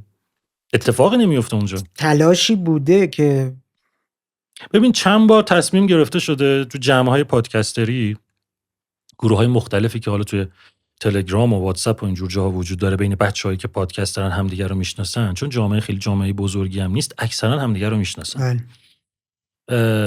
تلاش شده که حتی برای این موضوع هزینه گروهی پرداخت بشه. یک هزینه گروهی پرداخت بشه که به یک سری آدم‌ها هزینه‌ای داده بشه که توی سوشال مدیای خودشون بیان پادکست رو معرفی کنن. با این نگاه که آقا اگه ملت پادکست رو گوش بدن، هر کی سهم خودش رو میبره این وسط. که این حرکت ها هیچ کدوم به نتیجه نرسیده، چون تعداد وقتی زیاده اختلاف نظر پیش میاد اون وسط. هر کی میخواد مثلا به یه شکلی خودش یه سهمی برای خودش ببره و دوست داره مثلا آخرش به این نتیجه میرسه که اگه قرار پادکست من اسمش برده نشه اونجا فایده ای نداره. یه عده میان میگن که چون فلانی و فلانی نمیده چرا من بدم پول؟ وقتی قرار پادکست فارسی پروموت بشه برای همه است دیگه، به نفع همه است. بله. به نفع اونایی که الان اینجا نیستن هم به نفع اونا هم هست. چرا اونا پول ندن؟ یعنی آخرش به نتیجه نرسیده هیچ کدوم اینا. اینکه آدمایی رو تشویق کنید که بیان اونا داوطلبانه معرفی کنن چی؟ آدمایی که پلتفرم‌های بزرگتری دارن، جامعه مخاطب بیشتری دارن. ببین خیلی خوبه این کار. این چیزی نیستش که من برم رو بندازم به کسی که بگم بیا برای پادکست فارسی این کارو بکن یا برای پادکست من این کارو نکن. من میدونم آدم‌های پر مخاطب سلبریتی پادکست آلبومو گوش میدن و میدونم آدم‌های خیلی خیلی بیشتری هستن توی این جامعه سلبریتی‌ها که پادکست‌های زیادی گوش میدن. نه فقط من، پادکست‌های زیادی گوش میدم. من چند تا از کسایی که منو گوش میدن رو میشناسم. آدم‌های شناخته شده پرفالوئری هستن که تاثیرگذارم هستن. من نمیتونم برام به اینا بگم که بیاین منو یا پادکست فارسی رو معرفی بکنید. چرا فکر می‌کنی نمیتونی؟ تلاشش رو میتونی کنی، بری یه کانتنتی آماده کنی، بگی که آقا خواهش میکنم اینو منتشر کنید که آدم‌های بیشتری با پادکست آشنا بشن. اصلا قبل از اینکه قشنگ‌تر خودشون این کارو بکنن، خودجوش. تا اینکه من برام بگم خب شاید اینا این ایده رو اصلا ندارن تو ذهنشون. برای من سخته این موضوع شاید. میدونی من چجوری مثلا فکر میکنم الان ایده قشنگی میدونی من چجوری به مسئله نگاه میکنم؟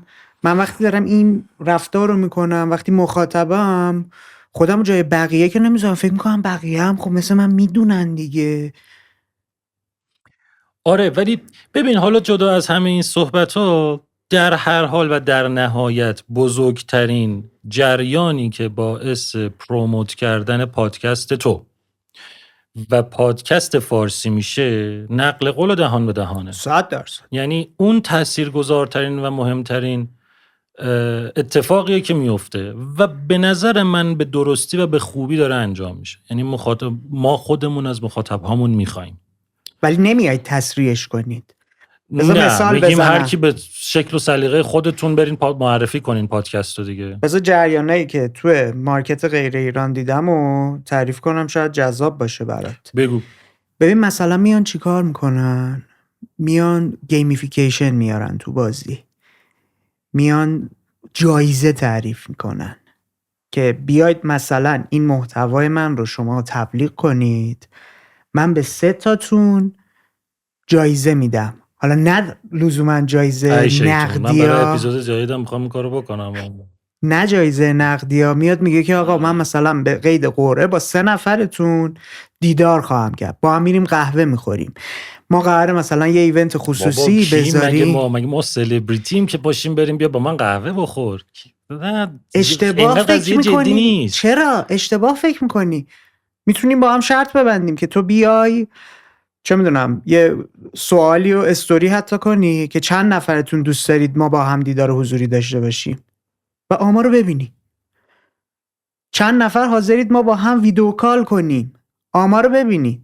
برو اذیت نکن حسین. به خدا من دارم میبینم اون کله دنیا خب اون میان چی کله کار دنیا قضیه میکنن. برای اینکه اون کله دنیا یاری پادکست منتشر میکنه توی روز اول 5 میلیون نفر گوش میدن اونو. اصلا جامعه مخاطبین فقط سلبریتیه یارو اونجا. ما الان جامعهمون انقدر کوچیکه که پر مخاطب ترینمون که چنل بی علی بندریه پر مخاطب ترینمون اندازه مثلا یه دونه اینستاگرام کوچیکی که اینفلوئنسر نمیدونم از غذاش عکس میگیره مخاطب نداره. جامعه پادکست فارسی جامعه کوچیکیه، جامعه سلبریتی سازی نیست. توی همون جامعه کوچیک یه سری آدما سلبریتی هن. مثلا یکی مثل علی بندری، مجتبی شکوری که اصلا تو جامعه شما نبوده ولی وقتی ورود میکنه انقدر استقبال ازش میشه. اوکی، برای اینکه اون به خارج خاطر از کتاب باز و فلان میتونم بپذیرم، کلی آدم جدیدم به جریان اضافه میکنه. آره. خب ولی باز دوباره تو کسایی که تو این جریان بودن هم میاد مخاطب خودشو پیدا میکنه. خب من دارم میبینم که شماها این همه دارید زحمت میکشید، خودتو الان داری میگی که برای شو جدیدت، سریال جدیدت الان 3 ماهه تا الان درگیری، ممکنه مثلا 2 ماه 3 ماه بعدم در ادامه درگیر باشی، ولی چون نگاه بیزنسی بهش ندارید، با اینکه این همه خلاقیت هم توی جاهای دیگه دارید خرج میکنید، خلاقیت رو نمیارید توی معرفی کردن خودتون، تو بازاریابی کردن برای خودتون. ببین حرف درسته ها، ولی من کی کجا پیش کی ادعا کردم که مارکتینگ بلدم؟ من کی این کارو کردم؟ این بحث ادعای نیست که. نه خب نه، بحث ادعای نیستش. الان نگرفتی جمله‌مو. معنیش اینه که من بلد نیستم. الان تو اینی که داری میگی برای چی از من یا پادکستر دیگه این انتظار داری؟ پادکسترها دارن کار تولید محتوا انجام میدن، توی این خوبن، مخاطباشونو با این موضوع جذب میکنن. قرار نیستش من بلد باشم که الان مارکتینگ بکنم. الان من چه میدونم مثلا بخوام بلد باشم که چی جوری برم این مخاطبا رو زیاد بکنم، به کار ژانگولر اینجوری انجام بدم. من این ادعا رو ندارم و به جز اینکه کار تولید محتوا انجام بدم نمیتونم بکنم اینو. این بعد برمیگردم به اون حرف، شاید حرفم غلط باشه، بعد دارم نگاه خودم میگم. بعد خارج از جامعه، باید خارج از این جامعه یه سری آدما بیان زیر بغل پادکستر رو بگیرن و جامعه پادکست فارسی رو رشد بدن. الان اگه بخوایم این رو یک دغدغه بدونیم، من دغدغه‌م این نیستش که پادکست آلبوم مخاطباش بیشتر شه. دغدغه من و بقیه پادکسترها اینه که جامعه پادکست فارسی بزرگتر بشه، مخاطب‌های پادکست فارسی بیشتر بشن، چون هممون معتقدیم که هر کدوممون سهم خودمون رو میگیریم. بله. اگه بیشتر بشه این موضوع. خب این خارج از این فضا لازمه که یک سری آدمی که تخصصشون اینه، کارشون اینه، با چشم داشت کم، با انتظار کم، در جهت کمک و رشد به این موضوع، بدون اینکه نه اینکه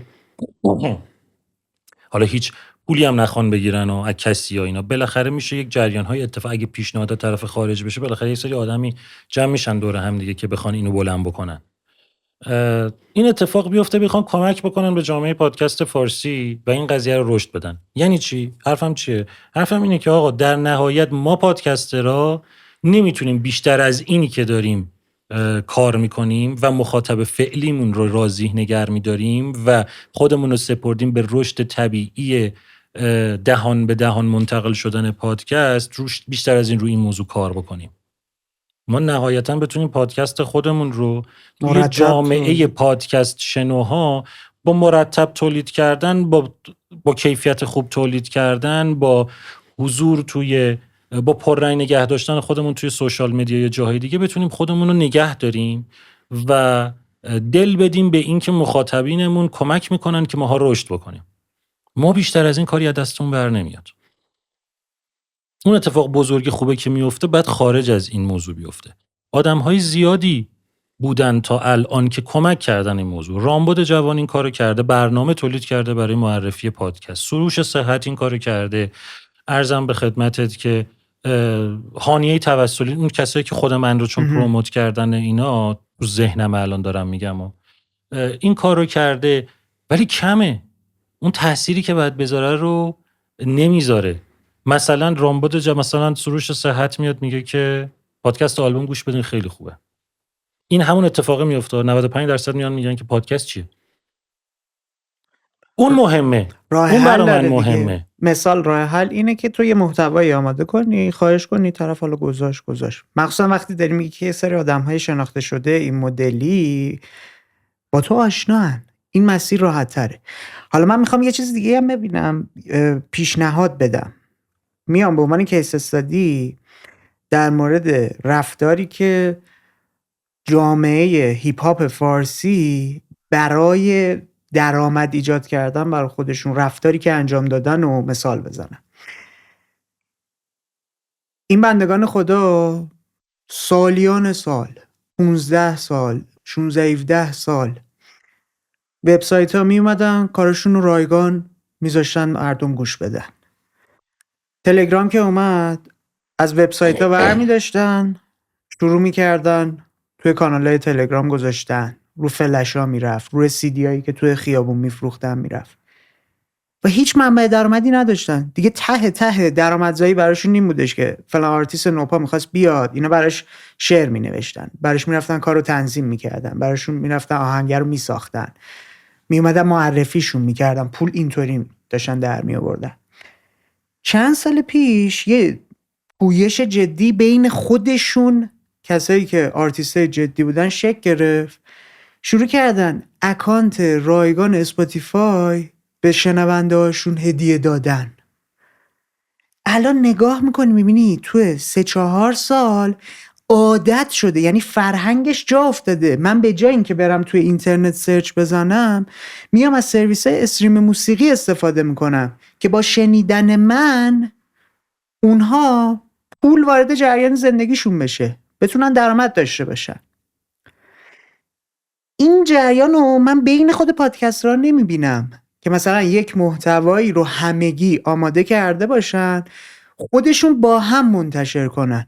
بله چند سال پیش یه پستی بودش که 3-4 تا پادکست گذاشت که پادکست چیه و از کجا گوش بدن و هر کدومتونم با گوشی گرفته بودید و یه تیکه هایی صحبت کرده بودید، ولی کافی نیست. من مثالاتو درک میکنم ولی تو هم عرض بنده رو درک بکن. خب این بچه‌های هیپ هاپ فارسی اومدن این موضوع رو برای کیا مطرح کردن؟ مخاطبای خودشون تک به تک. خب الان من بیام برای مخاطبای خودم این موضوع رو من چیز بکنم، آیا به مخاطبای من چیزی اضافه میشه؟ بله. از چه زاویه‌ای میگم؟ تو بیای بهشون بگی، دعوتشون کنی که آقا این محتوا رو ما درست کردیم، شما فقط بیاید شیرش کنید، فقط بیاید با بقیه به اشتراک بذارید. اینو که هممون داریم میگیم که الان دغدغه این نیستش کس. الان دغدغه این نیست. دغدغه اینه که آیا نه یاد مخاطب یه لحظه اجازه بده. ببین اون هیپ هاپی های عزیز اومدن گفتن که آقا این اکانت اسپاتیفای، برین تو اسپاتیفای ما رو گوش بدین. درسته. خب اینا که نیومدن بگن آقا اسپاتیفای چیه، اسپاتیفای چه جوریه، اسپاتیفای اصلا چی هست، اصلا موزیک هیپ هاپ معنیش چیه، اصلا من توی هیپ هاپ دارم چی کار میکنم. ما یه لول عقب‌تریم از این موضوع. من اگه بیام مخاطبای خودم بگم بیا برو منو شیر کن، خب یارو میره منو شیر میکنه. یکی هم میبینه نوشته اونجا که برین پادکست آلبوم گوش بدین، اپیزود فلانش خیلی خوبه. یارو به کلمه پادکست که ببین بعد بره آموزش بده. خب پادکست چیست؟ آموزشی که تو تولید کردی و منتشر کردی رو شیر کنه. مثلا علی بندری فکر کنم عید 2 سال یا 3 سال پیش بود یه کمپینی و این راه اندازی کردن که تو سفر آدما ویدیو، عکس و این داستانا از پادکست شنیدنشون تولید کنن. آره یه چیزا یادم. خب من به عینه میدیدم به خاطر محتوایی که آدم‌ها دارن میذارن کلی آدم داره هی اضافه میشه به کسایی که دارن پادکست فارسی رو میشنون. چرا یه جریان بزرگتر اون برای مخاطب خودش و برای پادکست خودش داره این کارو میکنه، چرا برای معرفی پادکست کلن پادکست فارسی یه اتحاد اینطوری شکل نمیگیره؟ خب شاید برمیگرده به همون اولین حرفی که زدم. شاید پادکسترها خیلی بیش از حد احساس میکنن که رسانه مستقل باید از همه نظر مستقل باشه و خودشون رو مستقل ببینن. اینکه این همچین تشکلی اتفاق نمیفته که یک حرکت منظمی برایش صورت بگیره، به خاطر اینکه هر بار که اومده اتفاق بیفته تو نطفه خفه شده، برای اینکه آدم‌ها همراه نبودن و آدم‌ها خودشون رو عقب کشیدن از اینکه این جریان بخواد اتفاق بیفته. اینی که الان تو داری میگه ایده قشنگیه و حالا بعد از این گفتگومون با یه ذره همفکری با دوستانی که حالا من باشون نزدیکترم، شاید بشه این حرکت رو یه ذره منسجم و منظم این حرکت رو بالاخره انجام داد و به یه نتیجه رسوند. یا حداقلش اینه که من سعی میکنم در مورد خودم این کار رو انجام بدم. ولی اینکه چرا جامعه پادکست این کار رو همه با هم گروه این کار رو انجام نمیدن، به خاطر شاید همین موضوعی باشه که هر کی خودش رو خیلی مستقل و بی‌نیاز از بقیه میدونه و در کنار رفاقتی که همه ماها با هم دیگه داریم و با هم دیگه در ارتباطیم و قرارهای خارج از فضای پادکست میذاریم، به صورت حضوری هم با هم دیگه در ارتباطیم و با هم دیگه معاشرت داریم، شاید اون احساس نیاز رو برای این موضوع نکرده، یا شاید فکر میکنه که این همدلی و رفاقتی که بین ماها وجود داره در حد همین همدلی و رفاقت باقی میمونه و نباید نگاه بیزنسی بیاد پشتش. و یک دلیل دیگه ای هم که شاید داشته باشه اینه که تعداد کسایی که توی پادکست فارسی فول تایم پادکست دارن تعداد زیادی نیست و انگشت شمار میتونی آدم‌هایی رو پیدا بکنی که تولید پادکست رو به عنوان شغل انتخاب کرده باشن. و خیلی نگاه‌های دیگه‌ای که وجود داره اینه که این براشون یک تفریحه، براشون شاید یک بهونه‌ایه برای جستجو کردن، برای ریسرچ کردن و برای این چیزا، که اتفاقا همین پادکست هم هستن که موندنی نیستن. چون بعد از یه مدتی میبینن که نه، قضیه وقت و انرژی گذاشتن خیلی بیشتر از این است که تو بخوای دلی انجام بدی. یعنی اینکه حاویه عوض میشه دیگه. آره، یعنی تو میای میبینی که نه دیگه مخاطب برات مهمه. میای میبینی که آره، تو اگه یه پست وبلاگ اون موقع میخواستی بنویسی 3 ساعت وقت میذاشتی یه پست وبلاگ مینویسی، یا مثلا یه پست اینستاگرام میخوای بذاری توی 20 دقیقه یه پست اینستاگرامو سرتش هم میاری و هم داری میگیری میذاری. حالا اگه بخوای اون ایده های پشتشو در نظر نگیری، اون پروسه کارت انقدر طول میکشه. ولی برای اینکه تو بخوای مثلا یک اپیزود پادکست تولید بکنی، همه ایده ها رو بذار کنار، خود پروسه تولید 1 ماه طول میکشه. دیگه تو 1 ماه تو تولید یک محتوایی، یک کاری 1 ماه برای دلی یه ذره زیاده. میدونی دیگه اونجا تعداد مخاطب و اونجا نمیدونم فیدبک مالی و همه این چیزا برای تاثیرگذار میشه. خب جامعه پادکست فارسی به این نقطه شاید هنوز نرسیده و برای همین پادکست های درصد بالایی از پادکست ها فعالیتشون رو متوقف میکنن بعد یک مدتی. امیدوارم که برسه. من حالا بعد از صحبتایی که با هم دیگه کردیم، من سعی میکنم به نوبه خودم کمک بکنم توی این موضوع و سعی بکنم یه سری پادکست ها رو با هم دیگه همدل بکنم که بتونیم یک حرکتی رو انجام بدیم و برسیم اون دغدغه مشترک هممون که آقا جامعه پادکست فارسی باید بزرگ بشه. الان ما توی این تعداد مخاطبی، ما که یعنی من و کسایی که باشون بیشتر در ارتباطم دارم میگم، ما توی این تعداد جامعه مخاطبینی که الان توی جامعه پادکست فارسی وجود دارن، به نظر خودم سهم خودمون رو برداشتیم. خب یعنی من مثلا انتظار ندارم که اگه جامعه پادکست فارسی 1 میلیون تا مخاطب داره 1 میلیون نفر بیان منو گوش بدن. من که انتظار ندارم. اینکه موضوعی که من دارم انتخاب میکنم در موردش صحبت میکنم این موضوع خاصیه و به اندازه خودم سهم خودم از این موضوع دارم. این عدده کی بزرگتر از این میشه؟ بزرگتری 5 میلیون بشه، 10 میلیون بشه. احسن به تو. اون اتفاق میفته. آره مثلا پادکست بالاخره یک رشد با یک شیب حالا مشخصی دارن دیگه. من همینجوری مخاطبم داره اضافه میشه به تعداد فالوورام، به تعداد سابسکرایبرایی که توی مثلا کست باکس دارم، آمار دانلودهای اپیزودهای قدیمیم، اینا بالاخره رشد دارم این موضوع رو دارم میبینم. ولی اون چیزی نیستش که تو بگی داره تکونی میخوره. تکون نمیخوره، ولی اینه که زنده است. این شیبه یک جوریه که تو میبینی زنده است. میبینی مثلا اپیزود 1 که 5 سال پیش تو اینو تولید کردی، مثلا در ماه داره 3-4 هزار بار همچنان شنیده میشه. یعنی تو به خودت میگی که من در ماه یه درصدی بگیری، پس من در ماه 6-7 هزار تا مخاطب جدید احتمالاً بهم داره اضافه میشه که از اونها مثلا 2-3 هزار نفرشون میان این اپیزودو گوش میدن، قدیمیه رو گوش میدن. اتفاق عجیب غریبی اینجا نمیفته. این موقع میشه که من تو یه ماه ببینم که ACDC منو مثلا که اون موقع دادم مثلا 20,000 نفر الان گوش دادن. حالا 100,000 که خیلی عدد زیادیه. بریم مثلا میبینی 10,000 نفر گوش دادن، به جای که مثلا 3,000 بار شنیده بشه 10,000 بار شنیده شده. خب اونجاست که تو برمیگردی میگی که پس به جامعه مخاطبین فارسی اضافه شده یه جورایی که اومدن الان من انتخاب کردن 3,000 تاشون. اون اتفاق باید بیفته. من فکر میکنم پادکسترها ارزش واقعی خودشون رو خودشون نمیدونن. یعنی چی؟ تو نگاه میکنی میبینی بلاگرهای اینستاگرامی قیمتایی که دارن میگن، عدد و ارقامایی که دارن میگن نسبت به تعداد مخاطب ممکنه برابری داشته باشن با پادکست ها، ولی پادکسته 1/5 قیمت اون بلاگری که فقط داره استوری میذاره قیمت میده. و احساس میکنم چون خودشون نگاه بیزنسی ندارن، نگاه جدی به این مسئله ندارن، میرن توی قراردادایی گیر میکنن، توی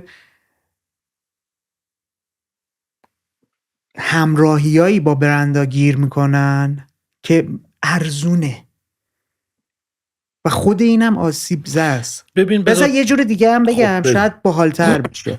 تو تصور کن کاری که مستر بیست انجام داد رو انجام بدی. مستر بیست اومد چیکار کرد؟ اومد به برنده گفت من دارم با تو میگم $5,000 میخوام، تو بیا $10,000 به من بده، من این $10,000 رو میرم میدم به یه آدم فقیر. این اتفاق افتاد. الان ما چقدر محتوای ویدئویی داریم میبینیم که یه نفر رو تو خیابون دارن میبینن، یه کارتون خواب، یه کسی که داره به یکی کمک میکنه، پاکت پول بهش میدن. بازی از کجا شکل گرفت؟ اون مذاکره‌ای که بین برند و این آدم به عنوان محتواساز شکل گرفت و تونست اونو راضی کنه یه دید بالاتر و بزرگتر رو بهش نشون بده. من فکر میکنم چون پادکسترها اکثرشون تکی دارن کار میکنن، نگاه بیزنسی و جدی ندارن، نگاه سازمانی هستن به خود پادکستشون ندارن، نمیتونن حالا با یه سازمانم از جنس سازمان مذاکره کنن، میرن از جنس شخص مذاکره میکنن. درسته. خب و این باعث میشه خودشون رو کوچیکتر و کمتر از اون چیزی که واقعا هستن ببینن. اینم درسته. ببین اول یه چیزی رو بگم. اول این که یه مقایسه ریزی الان اینجا بکنم بین تبلیغی که توی پادکست انجام میشه با اون اینستاگرامی که تو داریم، که طرف مثلا 100,000 تا فالوور داره، یه دونه استوری میذاره و مثلا برای این استوری یه مبلغی رو میگیره. حالا من نمیدونم مثلا چقدر میتونه باشه، ولی یه مبلغی رو میگیره. اول بیام دوتا رو با هم مقایسه بکنیم. مقایسه اول اینه که تو اینستاگرام استوری که برمی‌داری میذاری، بعد 24 ساعت استوریت میپره. ولی توی پادکست تا مدت‌ها معرفی تو میمونه، حتی برای کسایی که بعداً مخاطب اون پادکست میشن اسم تو رو میشنون به احتمال زیاد. دوم این که مخاطب پادکست و مخاطب یک پیج اینستاگرام خیلی متفاوته. مخاطب پادکست به پادکستر اعتماد داره. بله. صداش رو داره تو گوشش میشنوه و اونو به صورت رفیق و دوست خودش میدونه و وقتی یه چیزی داره اونجا معرفی میشه، این آدم در ناخودآگاه خودش و به صورت پیشفرض قبول میکنه که این یه چیزی میدونه که داره میگه. این از اون سرویس یا استفاده کرده یا اون محصول رو خریده یا قانع شده که این قابل معرفیه. تو هیچ وقت در مورد تبلیغ اینستاگرام همچین حسی رو نداری. من به شخص خودم ندارم. یعنی یک اینستاگرامی که من میدونم درآمد میلیاردی داره از پیجش و میاد مثلا یک پیجی رو معرفی میکنه که طرف داره مثلا کفش 250,000 تومانی میفروشه توی این بازاری که الان هستش، خب من میفهمم که لعنتی کفش $5 چه کفشیه؟ مثلا تو یعنی چی؟ یعنی تو الان برای اینکه کفش 250,000 تومانی اون رو تو تبلیغ بکنی، تو اندازه مثلا 30 تا اون پول اون کفشه تو از این یارو پول گرفتی. خب یعنی اگه تو همون پولی که فقط از خود این یارو گرفتی بتونی 30 جفت کفش بخری، پس تو کفش 250,000 تومان نیست، تو کفش 15 میلیون تومانی میری میپوشی. من حالا تو نمیتونم داری میگی 30 تا، ولی عدد و ارقاما احتمالاً یه ذره بیشتره. خیلی خیلی بیشتره. بیشتره و تو نمیتونی اعتماد بکنی به این موضوع. یا مثلا وقتی طرف میاد حالا یک برندی رو به هر شکلی میاد معرفی میکنه، تو میفهمی که یه چیز دیگه، یه پولی پشت این قضیه هستش، تو تایید اون آدمو نداری. چجوری اینو میفهمی؟ برای اینکه میبینی یه روزی 3 تا 4 تا داره تبلیغ میذاره. تو که نمیتونی به یارو برگردی بگی که تو لعنتی، تو که در هفته مثلا 40 تا محصوله که تست نمیکنی، تو پول میگیری قبول میکنی چیز میکنی تبلیغ میکنی براش دیگه. و تو کجایی باز این موضوع رو میفهمی؟ ببینی همین ویدیویی که این الان استوری کرده گذاشته اینجا، همون تو پیج یکی دیگه هم هستش. بله. یعنی یه دونه تولید شده همه اینا. خب اینو میفهمی تو دیگه. من نمیتونم اعتماد بکنم. ولی من خودم نه به عنوان یک پادکستر، به عنوان کسی که مخاطب جامعه مخاطب پادکست‌های فارسیه، وقتی میشنوم یه چیزی معرفی میشه توی پادکست، من اعتماد میکنم به اون. اعتماد میکنم به اون و اونو قبول دارم. یه اشاره کردی مخاطب پادکست رو داره تو خلوتش، تو تنهاییش، تو جمع، روی گوشش. ببین نزدیکترین نوع ارتباط دیگه. تو چند نفر رو میشناسی که بیان 3 ساعت بغل گوشت در گوشی باهات صحبت کنن؟ کسی که داره اصلا تو برو پستای اینستاگرام منو بخون، کامنتای پستای اینستاگرام منو بخون، ببین هر پستی که من میذارم که یک متنی پایینش نوشته شده، تو کپشنش یه چیزی نوشته شده، بشمر ببین چند نفر اومدن گفتن ما متن تو با صدای خودت خوندیم. قشنگ لحن بردیا و صدای بردیا انقدر تو ذهنشون نشسته. اصلا خود متنای منم با صدای خودم میشنون وقتی میخونم. حالا کاری ندارم. حالا این چجوری این اتفاق افتاد؟ این که این اینستاگرام الان اینجوری شده و به این شکل داره تبلیغ توش صورت میگیره، کجا اتفاق افتاد؟ اینفلوئنسرها کردن این کارو؟ نه. تعداد مخاطب بالا اومد. تعداد مخاطب بالا این کارو نکرد. چیپا؟ شرکت‌های تبلیغاتی.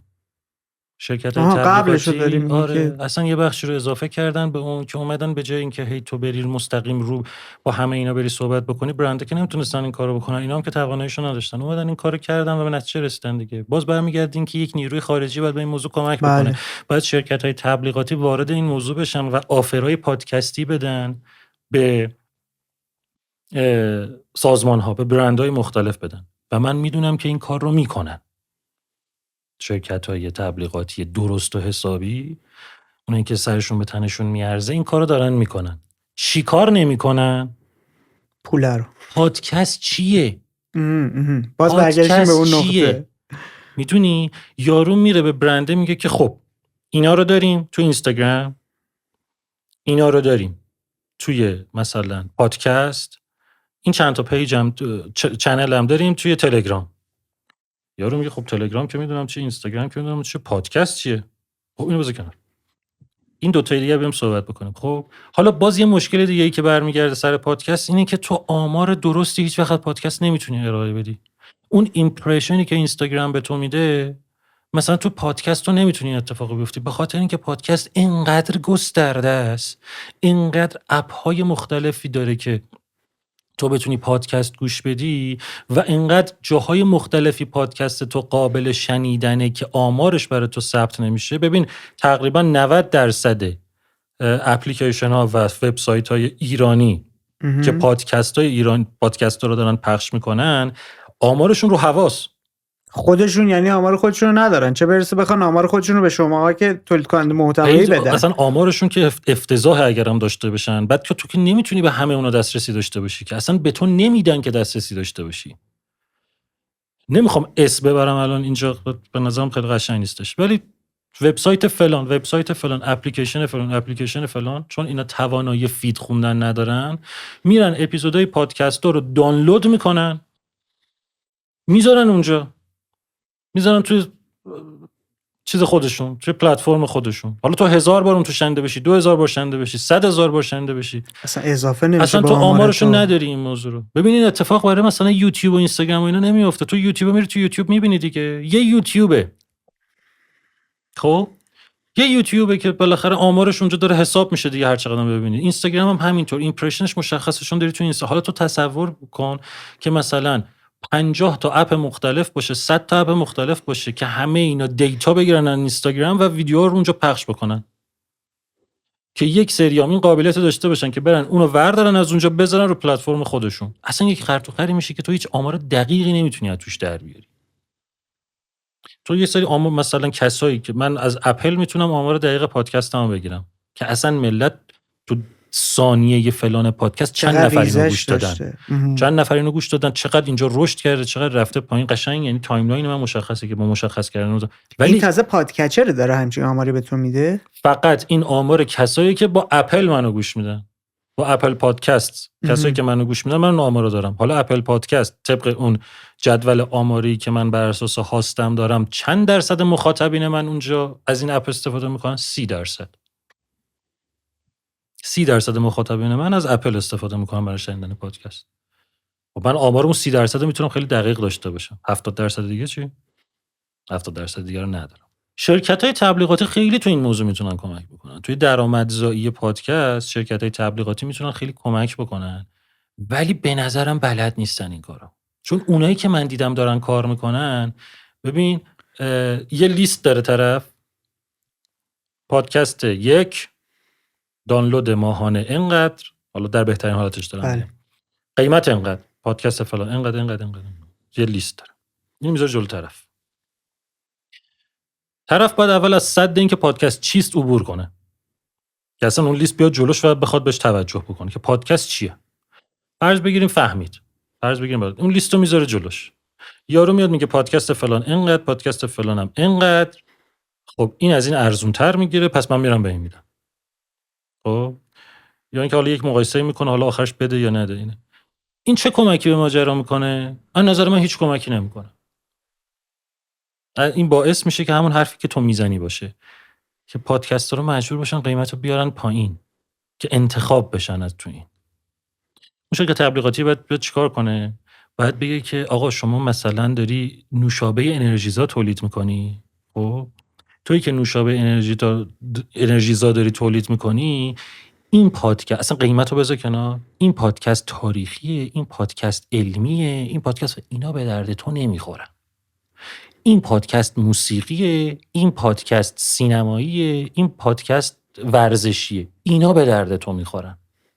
یا یکی دیگه بیاد بگه که آقا من مثلا سینک ظرفشویی میخوام مثلا پادکست بشم، مثلا اسپانسر بشم، میخوام سینک ظرفشویی تولید بکنم.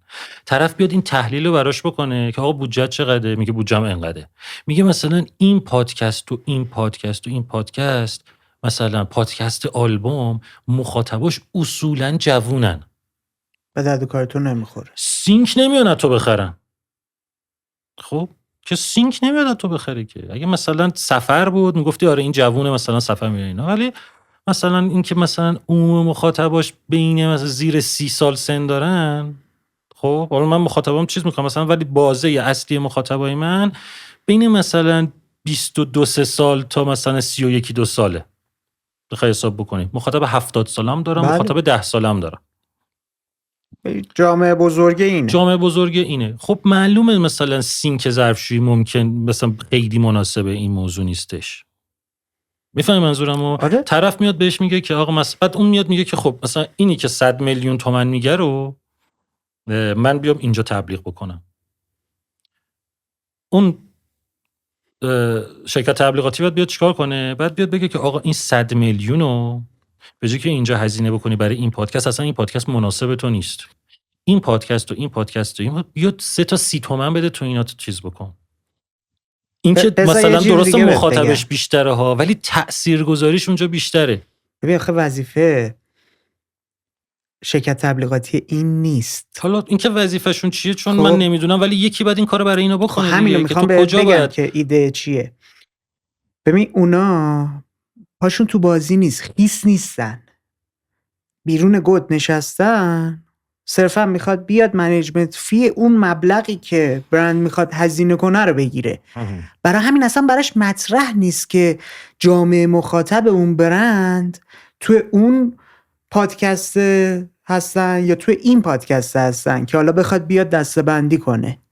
خب اگه اینجوریه که خب عقلش نمیرسه دیگه. آره چون اگه تو متاسفانه. چون اصلا یک آشنا نیستن. نتیجه مثلا تاثیرگذار رضایتمندی برای طرف اتفاق بیفته، طرف میمونه توی این محیط. ما کسایی که الان دارن توی جامعه پادکست دارن تبلیغ میدن، یه سری شرکتایی هستن که مزهشو چشیدن و میدونن که این موضوع براشون جواب میده و توی پادکست‌های مختلف، توی کمپین‌های مختلف میان تبلیغ میکنن اونجا. ولی درصد کسایی که اومدن و تجربه موفقی هم نداشتن توشون کم نیست که طرف میبوسه میذاره کنار، میگه خب من یه پولی دادم، اگه شاید اینو تو اینستاگرام میدادم بهم بیشتر شاید جواب میداد.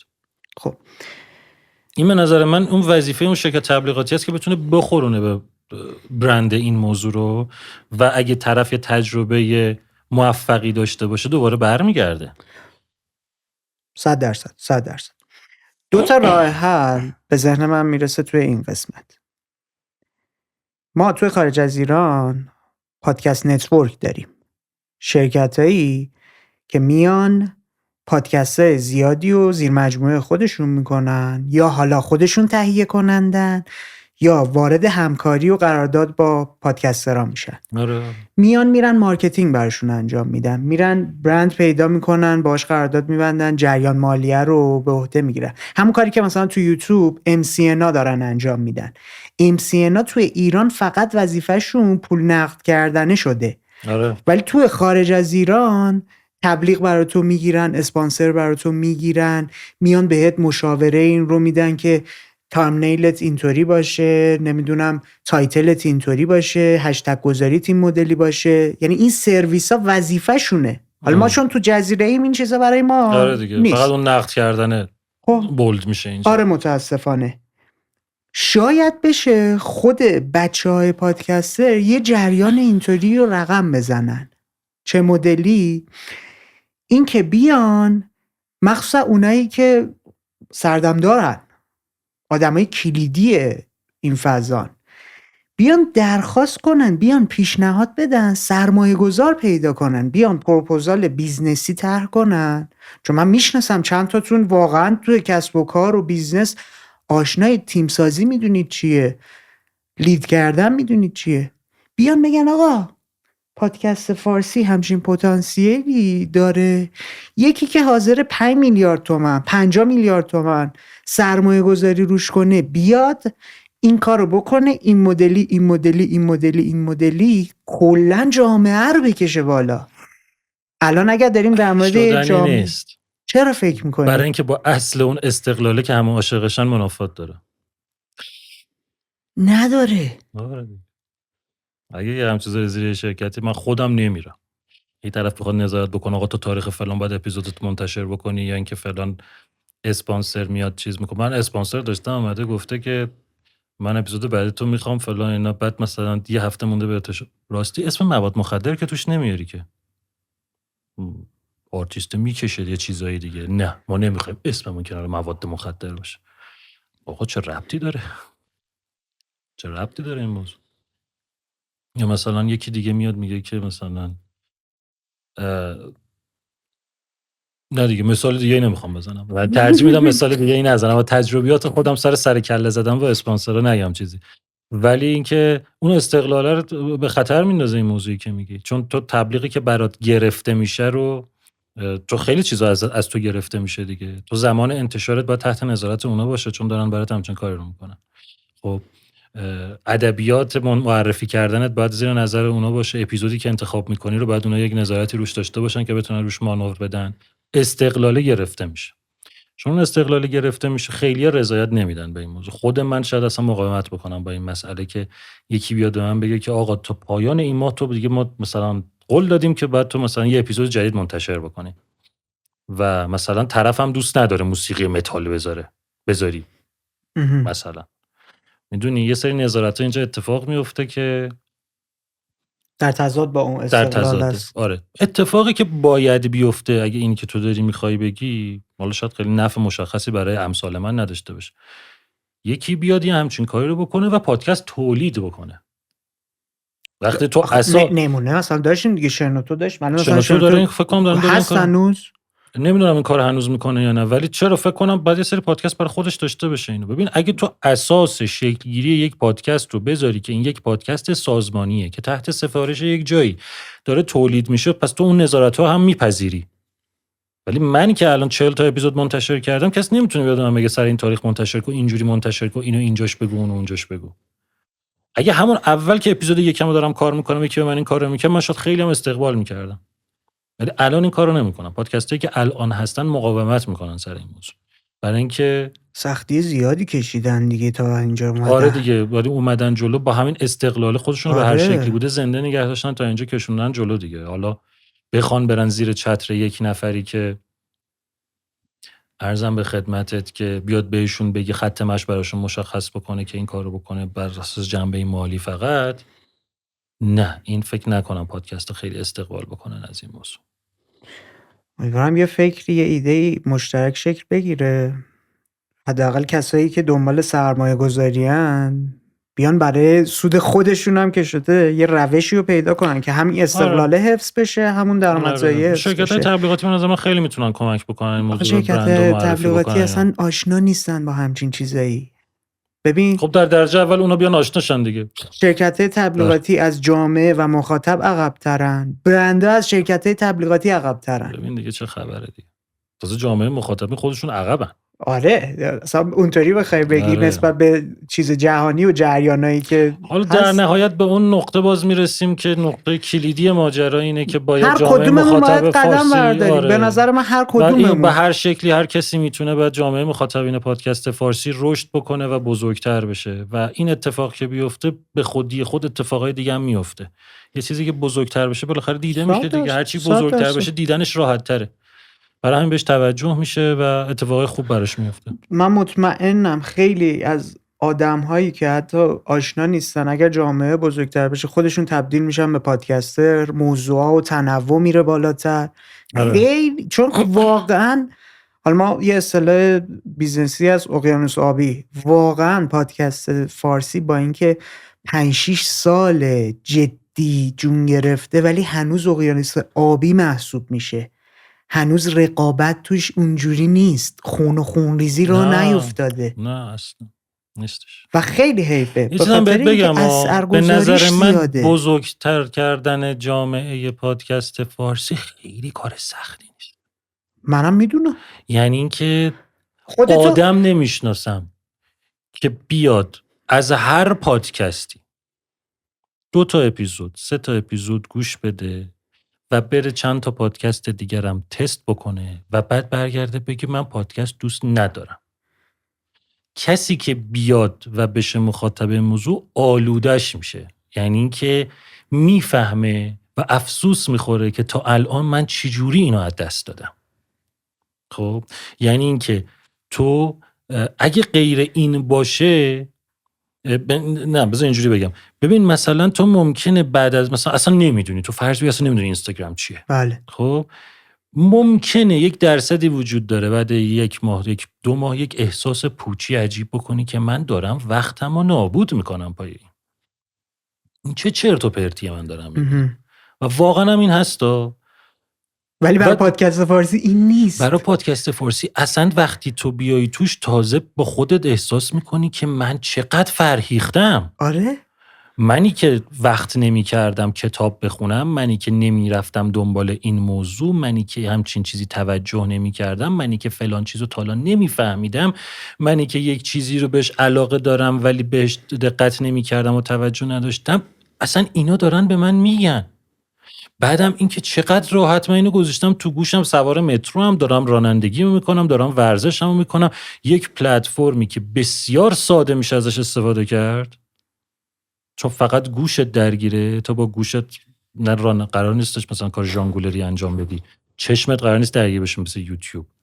خب تو با گوشت داری یک چیزی رو دنبال میکنی و داره یک چیز به شدت آموزنده داره به تو میده. از همه نظر بخوای نگاه بکنی، چه پادکست آلبوم چه هر پادکست دیگه، ای بچه‌ای که دارن تولید محتوا میکنن به اون موضوع اگه علاقه‌مند باشی و حتی خیلی وقتا اگه به اون موضوع هم علاقه‌مند نباشی، یک چیزایی داره اون به تو یاد میده و انقدر جذاب و قشنگ و کار شده و تمیزه که امکان نداره بیای و خوشت نیاد.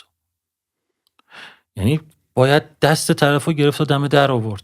یعنی کار عجیب غریبی نیستش که بهش بخورونی این موضوع رو که بفهمی. اصلا در ادامه صحبتت میخوام یه مثال خیلی عادی و روتین بزنم. طرف اومد کلید پریزای منو عوض کنه، من پادکست پلی کرده بودم، از سیستم صوتی خونه داشت پخش میشد. وسطاش گفت این چی؟ چقدر باحاله. گفتم پادکسته. گفت چی؟ کجا؟ چجوری؟ همون لحظه گرفتم براش گوگل پادکست نصب کردم، بهش هم یاد دادم. جاد تو بهشته. خب سری بعدی که اومده بود شروع کردش 4 تا پادکست دیگر رو اسپردن که آقا من رفتم مثلا اینطوری. بعد فهمیدم یه چیزی هستش به اسم کست باکس که اونم نصب کردم. بعد دیدم چقدر کتاب صوتی هم روی اونه. یعنی کسی که داشتش مثلا تایم کاریش رو بدون هیچ صدایی، بدون هیچ موسیقی، بدون هیچ محتوایی پیش می برد، افتاد توی یه جریان دیگه و ساده ترین شکل ممکنه. من بابام اون زمانی که زنده بود براش مثلا یوتیوب رو راه انداخته، قربونت برم، یوتیوب رو براش راه انداخته بودم و هر دفعه که میدیدمش آره رفتم مثلا کانال فلان و خودش اصلا افتاده بود توی این که روزی 5-6 ساعت میکشه تو خودش و دیگه بقیه‌اش اتفاق میفته. آره یعنی فقط کافیه طرفو تا دم در نشون بدی، دستشو بگیری ببری بذاری تو دست پادکستر بگی برو راه خودت. برو خودت پادکستایی که میخوای پیدا بکن، کاری نداره. و خیلی راحت هم شده. اگه مثلا 6 سال پیش سختی مخاطبم وجود داشت، الان فکر میکنم گاردا هم اومده پایین‌تر. آره من تو حالا تهران در نظر بگیر، بالاخره همه جا نسبت به سابق ترافیک خودشو داره دیگه. تو وقت مرده ترین وقت زندگی ترافیک تهرانه. مهمترین زمانی که از زندگی داره نابود میشه ترافیکه. تهران هم نه، با هر دورترین شهر ایران هم تو در نظر بگیری نسبت به 5 سال پیش ترافیکش 3 برابر شده قاعدتا.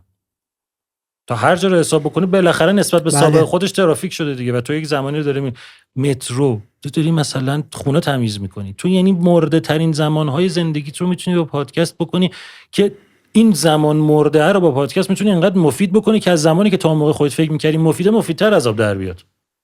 یه چیز دیگه هم تعریف کنم خنده داره. 3-4 ماه پیش من عضله دستم پاره شده بود، بعد دکتر رفته بودم، بعد توی اتاق انتظار نشسته بودم داشتم پادکست گوش میدادم، یادم نیست چی داشتم گوش میدادم ولی داشتم میخندیدم.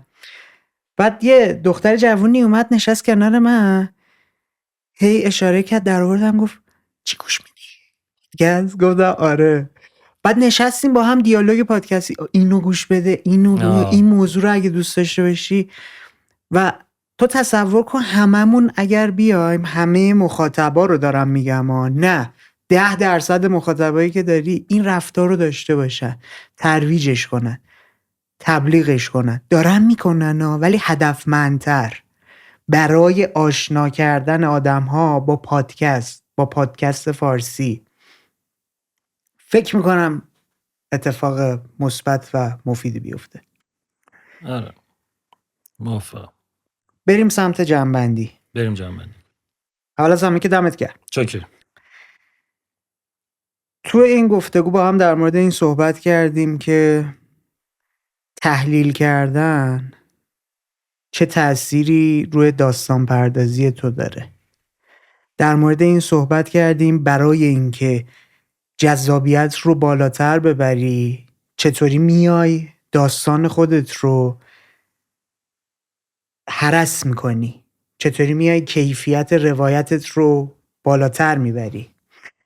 در مورد این صحبت کردیم که چقدر فضای پادکست فارسی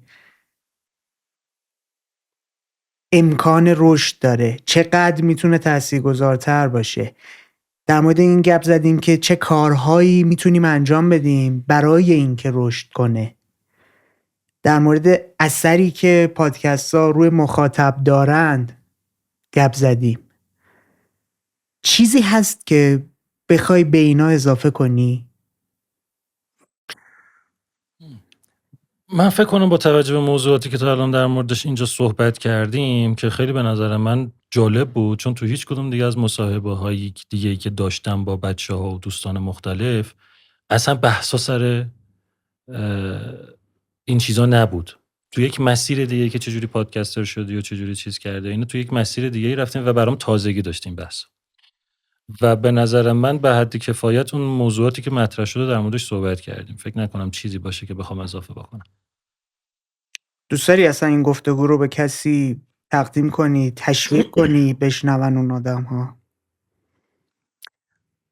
من این گفتگو رو همه گفتگوهای قبلی رو اگه میخواستم به کسی تقدیم کنم تقدیم میکردم به مخاطبین عزیزم که اصلا اونا هستن که ما هستیم، یک چیز کاملا طبیعیه. ولی این یکی گفتگو رو استثناً فکر کنم تقدیم بکنم به پادکسترهای فارسی، به کسایی که با توجه به تمام سختی هایی که وجود داره از همه نظر، از فیلترینگ گرفته تا چالش اسپانسر و حال کسب درآمد و همه کسایی که به هر کدوم به هر شکلی